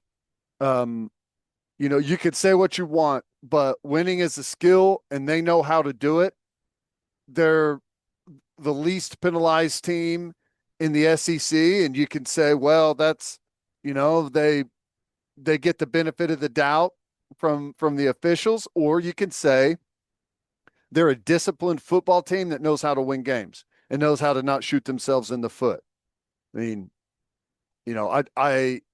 this is one where I'm not a buyer yet in Ole Miss. I think they're really good. Don't get me wrong on that. But I think going on the road to Georgia right now is too big of an ask. I just don't think Georgia is much better than Ole Miss. Yeah. In fact, I'm not sure they're better at all. And remember, Ole Miss smacked them last year. Absolutely got after them in Oxford. And I know both teams, the makeup of their team, like there's a bunch of different pieces on both teams this year. But the jersey didn't scare them. No, and that's the thing. I think Ole Miss thinks they're going to Athens and coming home with a win. Yeah. And I think their head coach believes that. I think this is going to be a really close game. I think it's going to come down to the fourth quarter. Like, give me Ole Miss plus 7.5.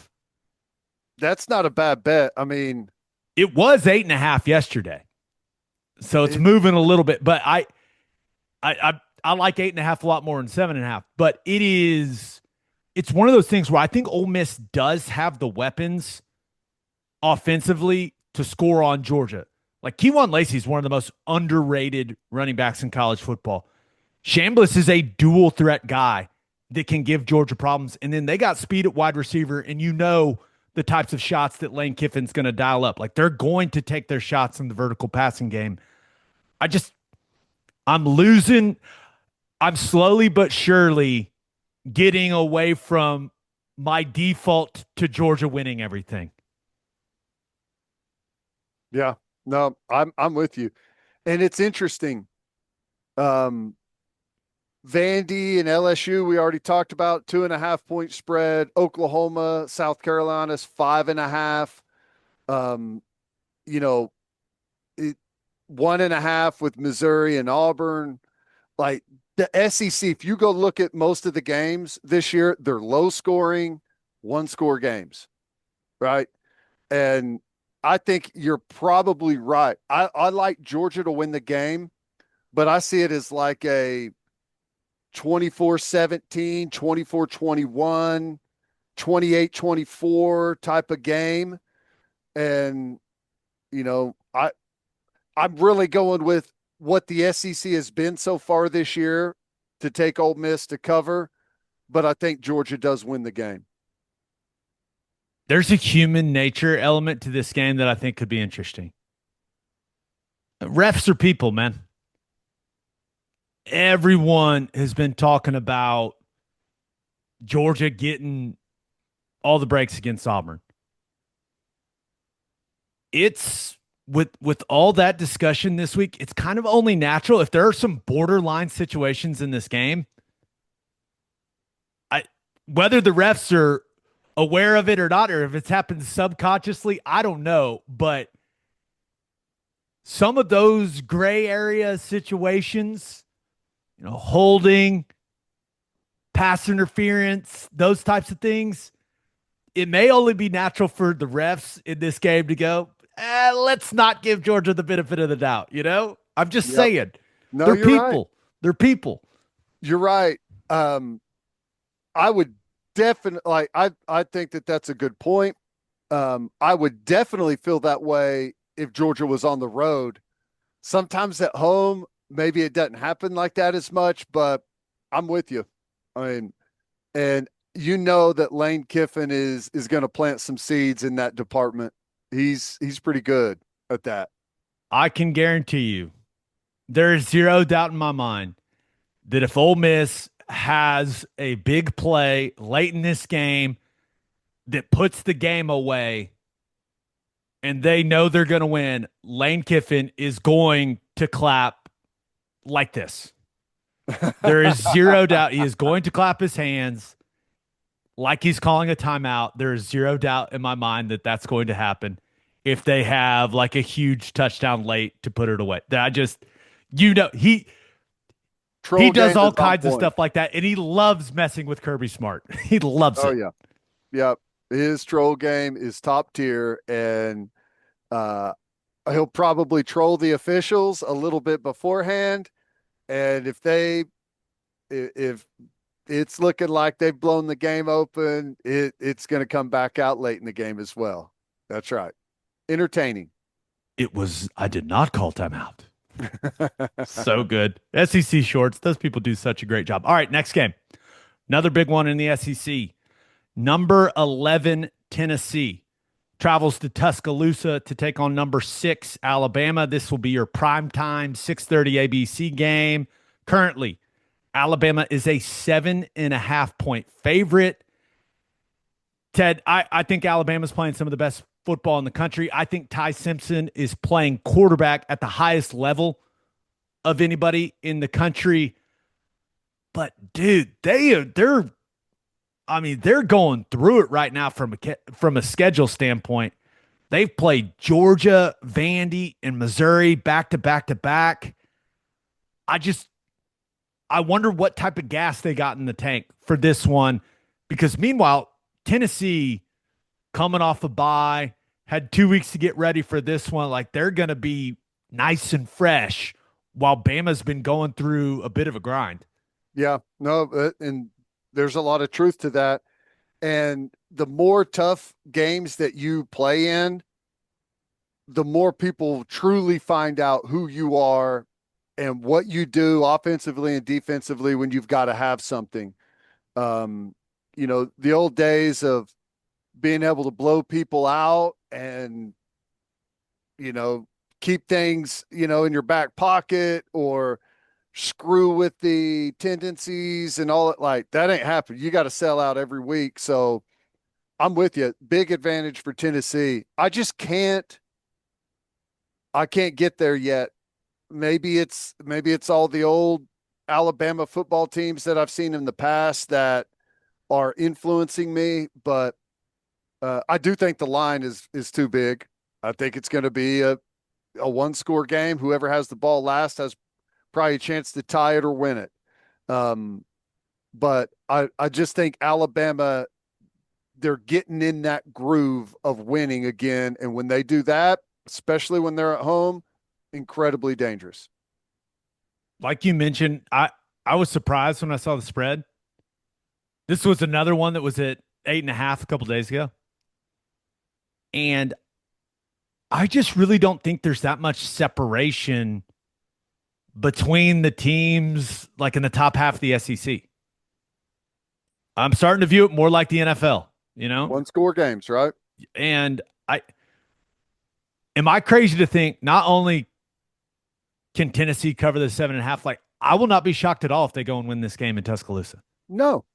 Is there any result in the SEC this year against the top half teams playing one another that it would be a shock? I mean, No, that's a great point. No. I don't think there is. I mean, yeah, you may lean one side or the other, who's at home, who's healthiest, some of that stuff, but I Dude, think we're living in a world where Vanderbilt is favored over LSU, brother. yeah. It's all going to be really tight. So if you get a couple of top teams with more than a touchdown spread, it is very difficult not to take the points. Tennessee, that secondary for Tennessee been really banged up. They've been, they're down the depth chart at corner. Is that a great recipe with Ty Simpson and Bernard and Williams and Horton and that Bama passing game? No, that's not what you're looking for if you're Josh Heupel. But I could see Tennessee carrying a defensive plan into this game where it's just, hey, let's keep everything in front of us. Let's play some red zone roulette. Let's try to force field goals. Let's let them move it through between the 20s. Keep everything in front of us. Don't give up the huge play. And then let's take our chances down in the red zone with everything condensed. And I don't know if Jam Miller's going to play. He got knocked out of that game last week against Missouri. It looked like a concussion situation. I'm not entirely sure, but when he returned, that Bama run game got going. So if he's out, does that run game get going? Kevin Riley looks ridiculously impressive for a true freshman. But if Jam Miller can't go, does that result in a more one-dimensional offense for Bama? I'm not sure, but I know this. Tennessee, they're going to take their shots down the field, man. We know how Heupel does this thing. Joey Aguilar throws a nice deep ball in. Chris Brazzell may be the best competitive catch receiver in college football. And Staley and Mike Matthews round out a nice receiver core for them. So I have a ton of thoughts on this game. Part of me thinks that Heupel's just going to try to run it and shorten the game and limit Bama's possessions. But I don't know, man. I think these two teams are pretty close, even though Bama's been playing some really, really good ball lately. The fact that Tennessee's had 2 weeks to get ready for this one is a big factor for me, Ted. Yeah, that's true. I'll take Tennessee in the points. But the advantages are just too many for me to take Tennessee to win the game. Alabama being at home, I mean, they don't lose at home. And I know the last couple of years, it's felt a little bit different there, but I mean, you can still go back 20 years and count on one hand the amount of times Alabama's been beat in Tuscaloosa. Ty Simpson, he's playing as good a quarterback as anyone in the country, and he's playing the best quarterback in the SEC right now. 16 touchdowns, just one interception, 70% completions. He's right there close to leading in yardage as well. I'll take quarterback and home field at Tuscaloosa to win the game, but I think it's going to be tight. I think it's going to be a one-score game, 27-24, 27-20, something along those lines. Ted, little SEC trivia for you. Okay. When is the last time Tennessee won in Tuscaloosa? 98. 2003. 03. It's been a while, brother. Last time we won in Alabama was 2003. One more thing on this game, and maybe it's the number one thing to watch. How is Ryan Grubb going to get the ball to Caden Proctor this week? It's become my favorite thing to watch in college football. Dude, hey, tight goal line, split him out, let that low man get on the block, or that big man get on the low block out a linebacker, safety, secondary player, and just drop it down into the low post, right? It's as easy as that. We got him in the Wildcat last week, which was awesome. Just can't wait to see what the Proctor play is this week. Preferably, I think at some point they got to get to a tush push where he's taking the snap under center and just riding the wave. Yeah. Yeah. I would be all for that. Big man handling the snap down there, though. That's the scary part. But correct. You can get a million reps of practice of that throughout the week. It should be fine. Yeah. No big deal. All right. One more game to preview. Number 20 USC heads to number 13 Notre Dame. This game is 6:30 on NBC. Currently, Notre Dame is an 8.5-point favorite. Another line that I saw 10, I was like, really? Oh, excuse me. Currently, they are a 9.5-point favorite as of this morning. What are we missing, man? Because this is a massive game for each of these teams. College football playoff implications, clearly, especially on Notre Dame's side. It's a playoff elimination game for them. What do we think this line reflects? I guess this is the odds makers saying USC just can't match up in the trenches with Notre Dame. That's got to be it, right? Well, yeah, but they were a favorite against Michigan, and I would have said they don't match up in the trenches against Michigan, and they ran the ball for like 250 yards on them. They destroyed Michigan. I know. I honestly, I don't know, but this is one of those like, yeah, kitty, kitty, kitty, kitty. Looks too easy. Maybe that like they just feel like the emotional win, the big win against Michigan. Now you're going on the road. They poured a ton into winning that game at home, and they're not going to be able to keep the momentum going on the road against Notre Dame, who, schedule's been pretty light for them since the A&M game. Purdue, Arkansas, Boise, NC State haven't been tested. They've won 4 games in a row by multiple scores. Maybe they just feel like you're gonna have a way fresher Notre Dame team coming into this game than USC. But what happens if walk-on King Miller goes off again? King Miller, Ikard and Lehman is playing as good as anyone in the country right now. I really like Mayava at quarterback. I mean, Lincoln Riley's offense is going to have some stuff for Notre Dame. Can their defense hold up? Can they stop the run against Notre Dame? It's a lot of points, but it's almost so many points that you got to say something's up here. And,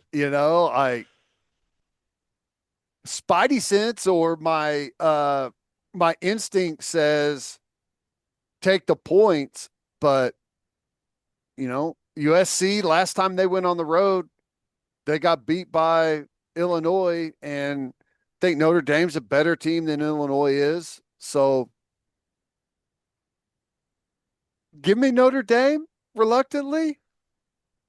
If you're giving me 9.5, give me USC plus 9.5. They were really, really impressive against Michigan, and Mayava is playing at a high level. Ikard and Lehman, that guy's going to make plays. He's going to make plays. Lincoln Riley's going to have a good plan, and this is a very important game for Lincoln Riley because of all of the things he's said about this rivalry publicly. Yeah. Like, in it continuing or not continuing, like, this is a big game for USC and that fan base. But on the other side, like CJ Carr is quietly having one of the best quarterback seasons in college football. It's because that schedule has dropped off in a significant way since they lost those two big ones early. But I don't know. Do they think that Jeremiah Love in this run game for Notre Dame could just absolutely pound USC's defense? Michigan wasn't able to do that. Well, the one thing you never want to do as a head coach is build in excuses for your football team.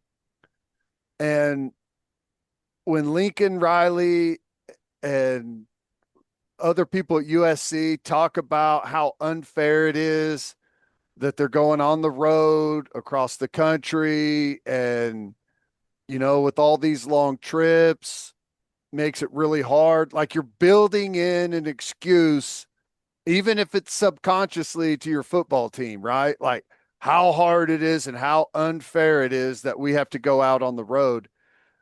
I really don't have a whole lot to go on other than it feels like Vegas is setting a trap and I'm not going into it. That's fair. It is all I got.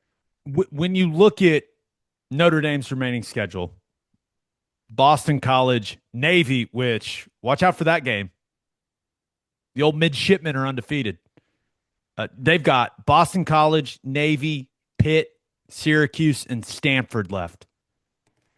So maybe the thought is like they desperately need this game. They are going to pour everything they got into this game. And like you start looking at it and like, who knows, like early in the year, you don't really know who people are. And sometimes everyone's kind of feeling their way, but Notre Dame's 2 losses right now are to Miami by 3 on the road and to Texas A&M by 1 at home in a crazy game. Those losses rather looking pretty good right now for Notre Dame, as good as those 2 teams are. So you're right. Like if they want to be a player in the postseason, this is a must-have. This is a must. You can't lose to what people think are 3 playoff teams and then expect to get into the playoff, right? You kind of had your shot against playoff teams and you didn't perform. You didn't get a win. What's really your argument to get in? Give me USC plus 9.5, but I think Notre Dame wins the game. Yeah. That's kind of where I'm at. I unfortunately am in a position where I'm taking Notre Dame and laying the points. You think it's a trap? I'm going to walk right into it, brother, with no fear. We'll see. Maybe I may be unknowingly walking into the trap, right? Who knows? Trusting Lincoln Riley. What am I doing? What am I doing? All right, let's finish up with our winners and losers of the week. But first, if you're looking for tickets to OU's next game, SeatGeek is where y'all need to go. SeatGeek is the official ticket marketplace of the Oklahoma Sooners. So all Sooners tickets on SeatGeek are authentic and secure, and every ticket is backed by their buyer guarantee. So go to SeatGeek.com or download the SeatGeek app and use our code BREAKDOWN10 for 10% off any tickets. With over 35 million downloads, SeatGeek is the #1 rated ticketing app. There are more than 70,000 events listed on SeatGeek, including concerts, sports, festivals, and more. The app is extremely easy to use, and SeatGeek has your back. Each ticket is rated on a scale of 1 to 10, so you know you're getting a good deal. So look for the green dots. Green means good, red means bad. And remember, you can use code BREAKDOWN10 for 10% off your next set of tickets at SeatGeek. That's 10% off any tickets with promo code BREAKDOWN10. Make sure you click the link in the description to download the app and have the code automatically added to your account so you can use it later. Thanks, SeatGeek. This episode is brought to you by Prize Picks. Download the Prize Picks app today and use code OKBreakdown to get $50 in lineups after you play your first $5 lineup. We all make decisions every day, but on Prize Picks, being right can get you paid. And it's so simple to play. Just pick more or less on 2 to 6 player stat projections. If you get your picks right, you could cash in. Prize Picks is also the best way to get action on sports in more than 40 states, and they put their users first. All withdrawals are fast, safe, and secure, and they also offer injury reboots. If one of your players leaves the game in the first half and doesn't return, Prize Picks won't count it as a loss. Prize Picks is the best way to win cash this football season. Make your picks in less than 60 seconds and turn your takes into cash all season long on Prize Picks. Join millions of users and sign up today. Download the Prize Picks app and use code OKBreakdown to get $50 in lineups after you play your first $5 lineup. That's code OKBreakdown to get $50 in lineups after you play your first $5 lineup. Prize Picks. It's good to be right. As always, Ted, kick us off. Who do you have as your winner of the week? Not a Dodgers fan, and I know there's a lot of them out there, but I got to take the Dodgers and Yamamoto with the game that he tossed last night. Complete game, gave up the one home run, but he was absolutely nails. Listen to this, Gabe. First pitcher to throw a complete game in the postseason since Verlander did it with the Astros in 2017. First pitcher with a complete game and 0 runners in scoring position in a playoff game since Halladay in 2010. First Dodger pitcher to throw a complete game in the postseason since Jose Lima in 2004.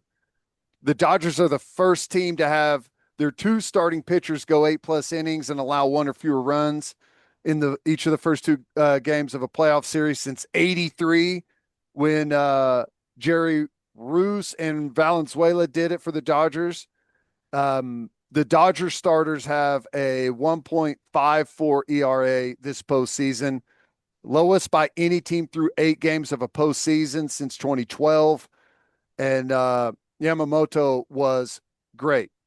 Complete game, 3 hits, just gave up the 1 solo shot, home run, only earned run, only walked 1, 7 Ks, and was just absolutely dealing.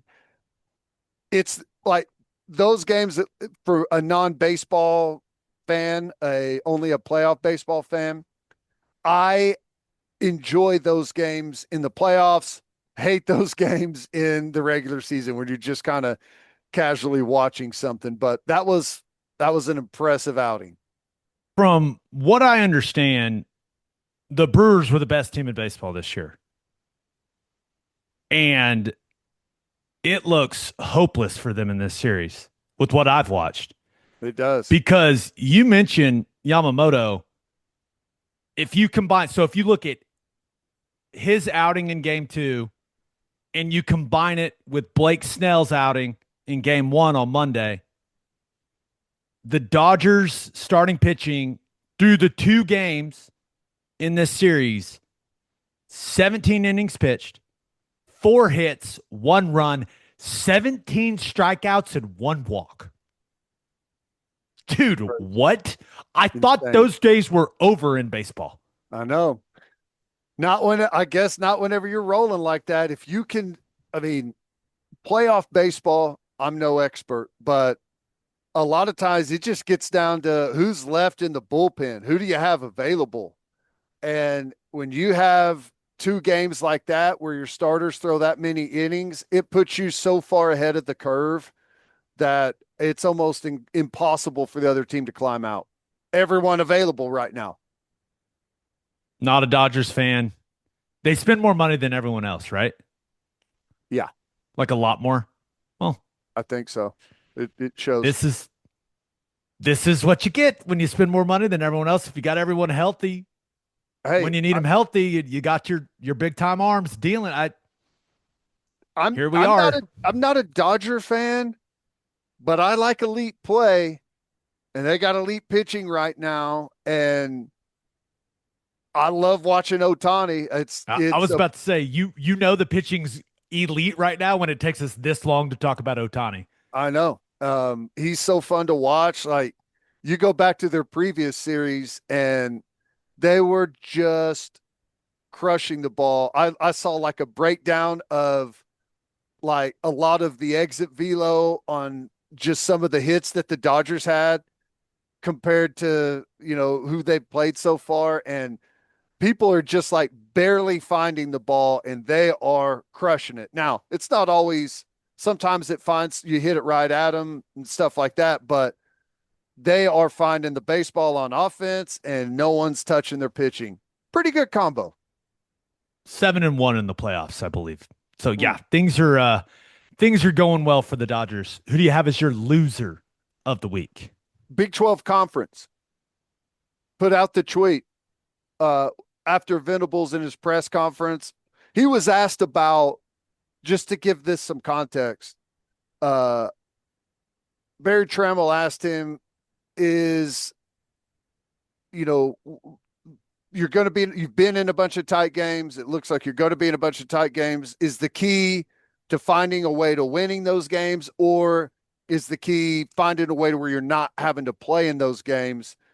And Venables basically saying, hey, this isn't the old Big 12 where, Oklahoma used to run through pretty much everyone.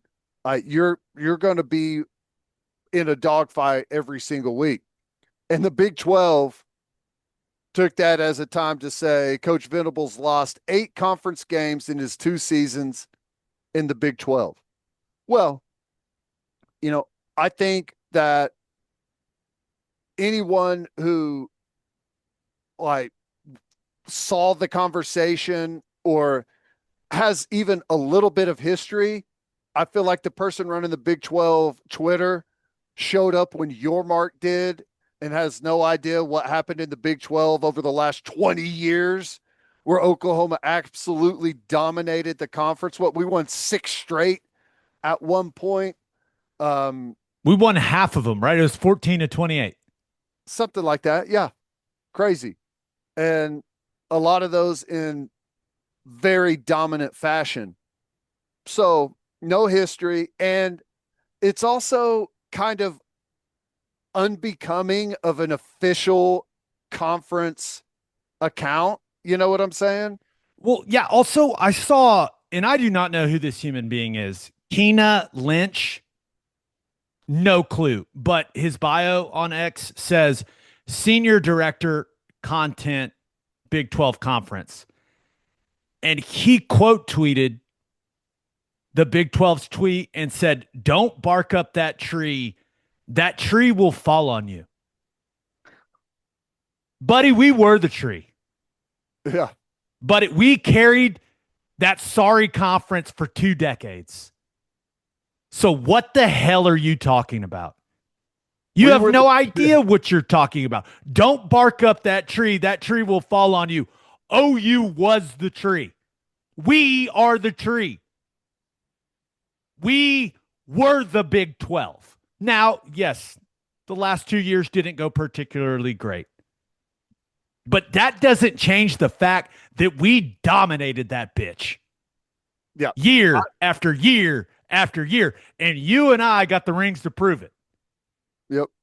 Well, I have some awareness, Big 12. That being said, if you're running that account, that's an easy layup. Venables gave him an easy layup. It is what it is. This is a social media world. But yes, it was, it created quite the storm on X.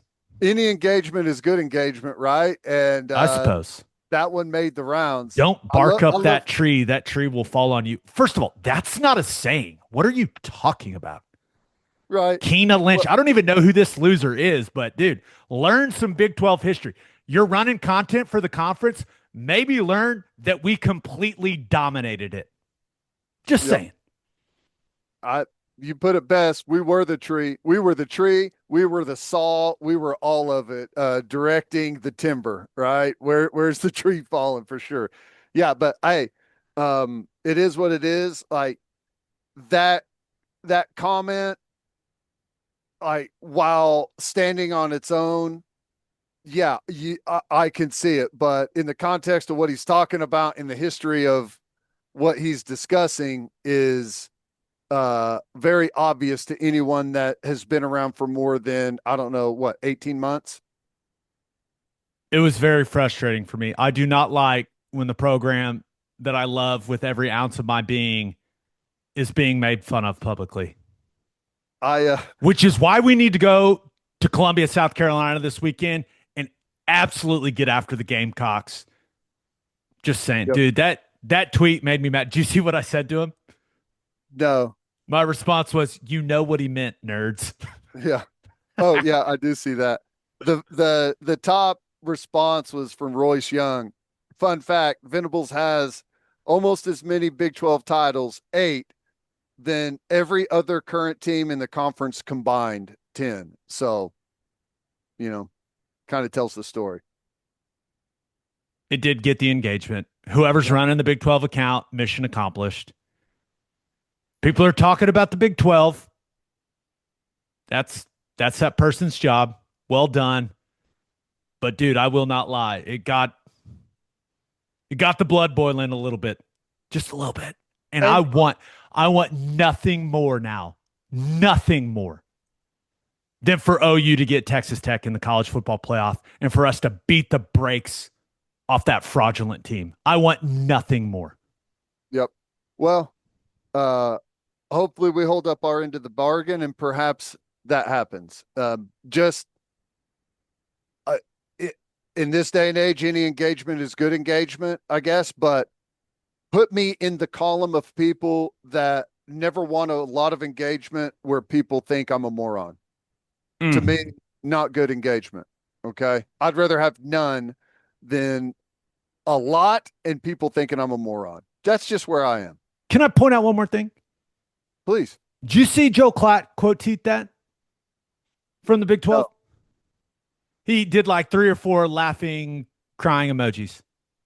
Joel, we whooped you. One of the best pictures in OU history is Teddy planting your soul into the ground. So maybe pipe down, Joel.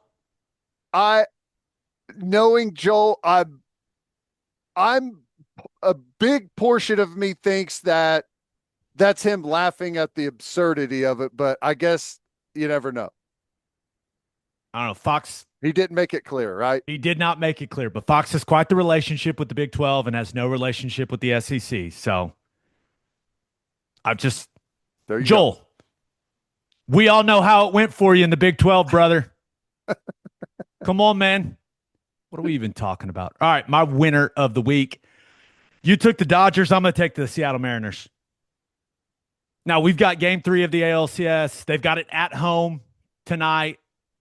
They won game 1 and game 2 in Toronto, including a 10-3 win over the Blue Jays in game 2. And, hey, they're hitting homers, and the Blue Jays aren't, Ted. 3 massive homers. Rodriguez in the first, Polanco in the 5th. The 2-runner for Naylor in the 7th. Just chicks dig the long ball, man. And that's Seattle is riding the long ball to what appears to be their first. That kind of crazy to think they're going to go to their first World Series in franchise history. I know. And what the first playoff win they had this year was like the first playoff win since what was it, sometime in the 90s, 25 plus years. I believe I read they're the only team in Major League Baseball that has not hosted a World Series game.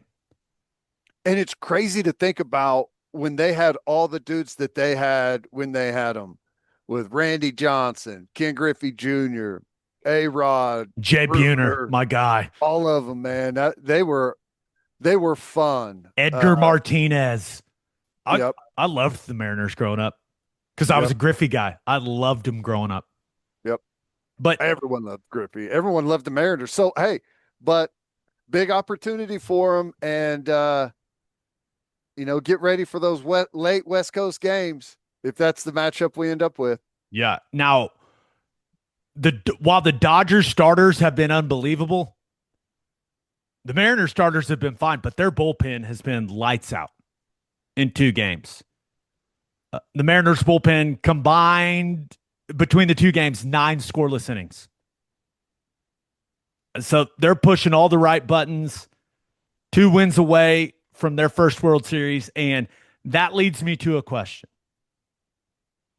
I cannot decide whether I want to cheer for the Seattle Mariners or not, because people in Seattle are openly hateful to us people in Oklahoma City. And I get it. I would not like losing my team either. Maybe just build the arena, guys. You know? You ended up doing it for hockey. If you would have done it for the NBA, maybe you still have your team. But I'm trying to decide if I want those people to feel the ultimate disappointment in them losing the World Series, or will them winning something make those people chill out a little bit? I'm kind of torn. I want to take the high road and be like, I want these people to feel joy because losing your team, that's awful. But also, they've been so mean to us. Yeah. Well, I guess I would say maybe I'm feeling charitable today, but I think they need something. Seattle is still known for 90s grunge music. I mean, that is really the key thing that they're known for. And that era is long gone. They need something else. The flannel days are over. They need and I know they had some success with the Seahawks, right? And they're a great crowd whenever they get going, and they've got something they just need a channel, right? And this can be the new channel. So I'm feeling charitable. You're right. They did have a run with the Seahawks, and they're still mean to us. Yeah. Greedy. Back to the other side. Hope they lose. Hope they lose. Think they will lose. The Dodgers look ridiculous right now, dude. Yep. The best that money can buy. Best that money can buy. Well said. My loser of the week, Nebraska. If you're Nebraska, you're a Nebraska fan, you're a Nebraska player, you should be feeling really good right now. You're 5-1. You're in the top 25. You're about to go to 6-1 after this weekend. It feels, with some of the things that have happened over the last couple of weeks, it feels like the Big Ten is more open than we all thought coming into the year. Like, it's Ohio State, and then it's Indiana, and then it's kind of like, okay, this thing feels wide open. Yeah, I agree. So if you're a Nebraska fan or a player, whoever, you should be feeling good. But now the Matt Rhule to Penn State stuff is just not going to go away until they hire someone. And Nebraska fans, like, deep down, they know Matt Rhule wants to take that job. I don't know if he's going to, but he played there. He met his wife there. Penn State's AD was his AD when he had all that success at Temple. Like, the connections are meaningful and deep. If you're a Nebraska fan, you know he wants to go there. Will he? I don't know. But instead of being able to enjoy what looks like it's going to be a really good season for Nebraska, Ted, everyone's just sitting there going, is Penn State going to take our coach? And if they take our coach, will they take our quarterback too? Like, I've heard that conversation with Raiola. These people are not going to be able to exhale until that Penn State job is filled, and it's someone other than Matt Rhule. Yeah. And that stinks, man. That stinks. You know, life is funny because I know that this is just how it works. When Nebraska fans flipped on ESPN and saw that Penn State is losing to or lost to Northwestern, they've dropped 3 straight. I know there was a bunch of laughing, pointing at Penn State, and then the dots started to connect, right? Wait. They fired Franklin? Why'd they do that? Why'd they fire Franklin? It's like A&M whenever everyone used to make fun of Jimbo Fisher. I always said, you got to be careful what you wish for. Because if A&M gets the right coach, and it feels like maybe they have, but yeah, it's brutal for Nebraska. Here's the one thing I'll say, though, about Rhule. I don't know if he takes the Penn State job or not. But if he does, I feel like he has done a lot of the heavy lifting for that program, and he will be leaving Nebraska in a much better position than when he took over. So even if he does take that job, it'll hurt, but you don't have to be hopeless about the future and feel like you have to start all the way over. So that is something to hang on to. If he does leave, there are going to be a lot of guys that are very, very interested in becoming the next head coach at Nebraska. Yeah. A lot of great candidates. Totally different job than it was. What is this, his third year, 3 years ago when Frost left? Yeah. That place was in disarray. And it's starting to function like a big time program right now. Do you think Indiana fans are feeling the same way as Nebraska fans? A lot of people are saying Curt Cignetti should be Penn State's first call. For whatever reason, not only do I think Cignetti says no, I don't even think he answers the phone, dude. No. He seems like a guy with just the way that he presents himself publicly, the way that he speaks publicly, the confidence, cockiness, arrogance, whatever you want to call it. He seems like a guy that wants to prove to everyone that he can turn Indiana into a power. And I don't know how it all works behind the scenes there. I don't know what their magic is, but I mean, they're the number 3 team in the country right now. They're on a collision course. They're going to go undefeated. They don't play another top 25 team the rest of the way out, and neither does Ohio State. So I think that's going to be your 2 Big Ten teams in the Big Ten championship. Things happen. Who knows? Maybe they drop one. You never know. That's why you play them. But the way they're cranking them out right now and how good they're playing, they just paid him $8 million this offseason. So Penn State would have to get out the checkbook to be able to go and get him in the first place. And Indiana's probably already working on the contract to pay him $10 million a year. He may have signed it this morning. Just add a penny to tuition or parking or whatever you got to do. You make it to the Big Ten championship game, you just paid for it. I honestly think if you're Indiana or Nebraska, you just can't let Penn State take your coach. Right. And I know Rhule's got all the connections. I get that. I get that's the alma mater. I totally understand that. But if you are viewing yourself as a program, like as a top tier program, you can't let Penn State steal your coach. You just can't do it. So you got to do whatever you got to do to retain him, within reason. But if I'm one of those ADs, no way. I'm not letting another Big Ten team take my coach. No chance. Yeah. I mean, what type of message does that send to my fan base, the player, like all that? Can't let it happen, dude. You just can't let it happen. I'm with you. I will say, though, for whatever reason, I can't get the picture of Matt Rhule standing on the sideline wearing the Penn State colors, and it fits. It just makes a lot of sense, All the sense in the world.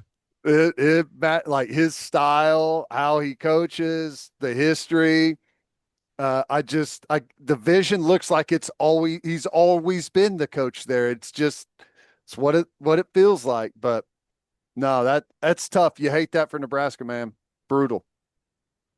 Manny Diaz, Matt Campbell, Clark Lee. I don't know if those are going to move the needle for Penn State fans, but only time will tell if how this all went down with James Franklin was the right move or not. He had an incredible amount of success there. Now, he did not win the big games where they were underdogs. He didn't. And yeah, they had a really bad 3-week stretch where he ends up losing his job. But he was a consistent winner, man. And they had no off the field problems for the most part. Everyone has a lot of good things to say about him as a person. Where do you think he ends up? If I were him, whether it's big noon kickoff for game day, I'd do it for a year and I'd say, hey, pay me $1 and I'm going to make Penn State, because of the way they did me, I'm going to make them pay this entire buyout. I'm not helping them at all. Yeah, that's true. I will say, though, this may be the year you have to move. There's going to be a bunch of good jobs come available. You're right. So you can do a heck of a lot worse than James Franklin. I know that. So, yep. Yeah. Would it surprise me? I think it'd almost be surprising if he's not a head coach somewhere next season. Yeah. With how many openings there are going to be. I don't know. And it always kind of feels like he's probably like right now feeling like I'm going to go prove my worth. I'm going to get back out there and go somewhere and win. But, 2 or 3 months off or whatever, sitting there watching that check roll in, that could be pretty alluring too. Maybe Clark Lee takes the Penn State job and he goes back to Vandy. Had a bunch of success there. Fair. We'll see though. But yeah, the coaching carousel's cranking up, brother. Yeah. Like if you're Matt Campbell and Penn State calls, you got to say, I'll go do it for free, or like whatever you got to do. He had an opportunity, and I don't know how real it was, but there was a lot of talk about him with Michigan at one point when he first had it rolling with Iowa State. He chose to stay at Iowa State. And rarely do those big opportunities come around again. And if he's got a legit shot at Penn State, he probably needs to take it. I think Matt Campbell's going to coach at Iowa State as long as they'll let him.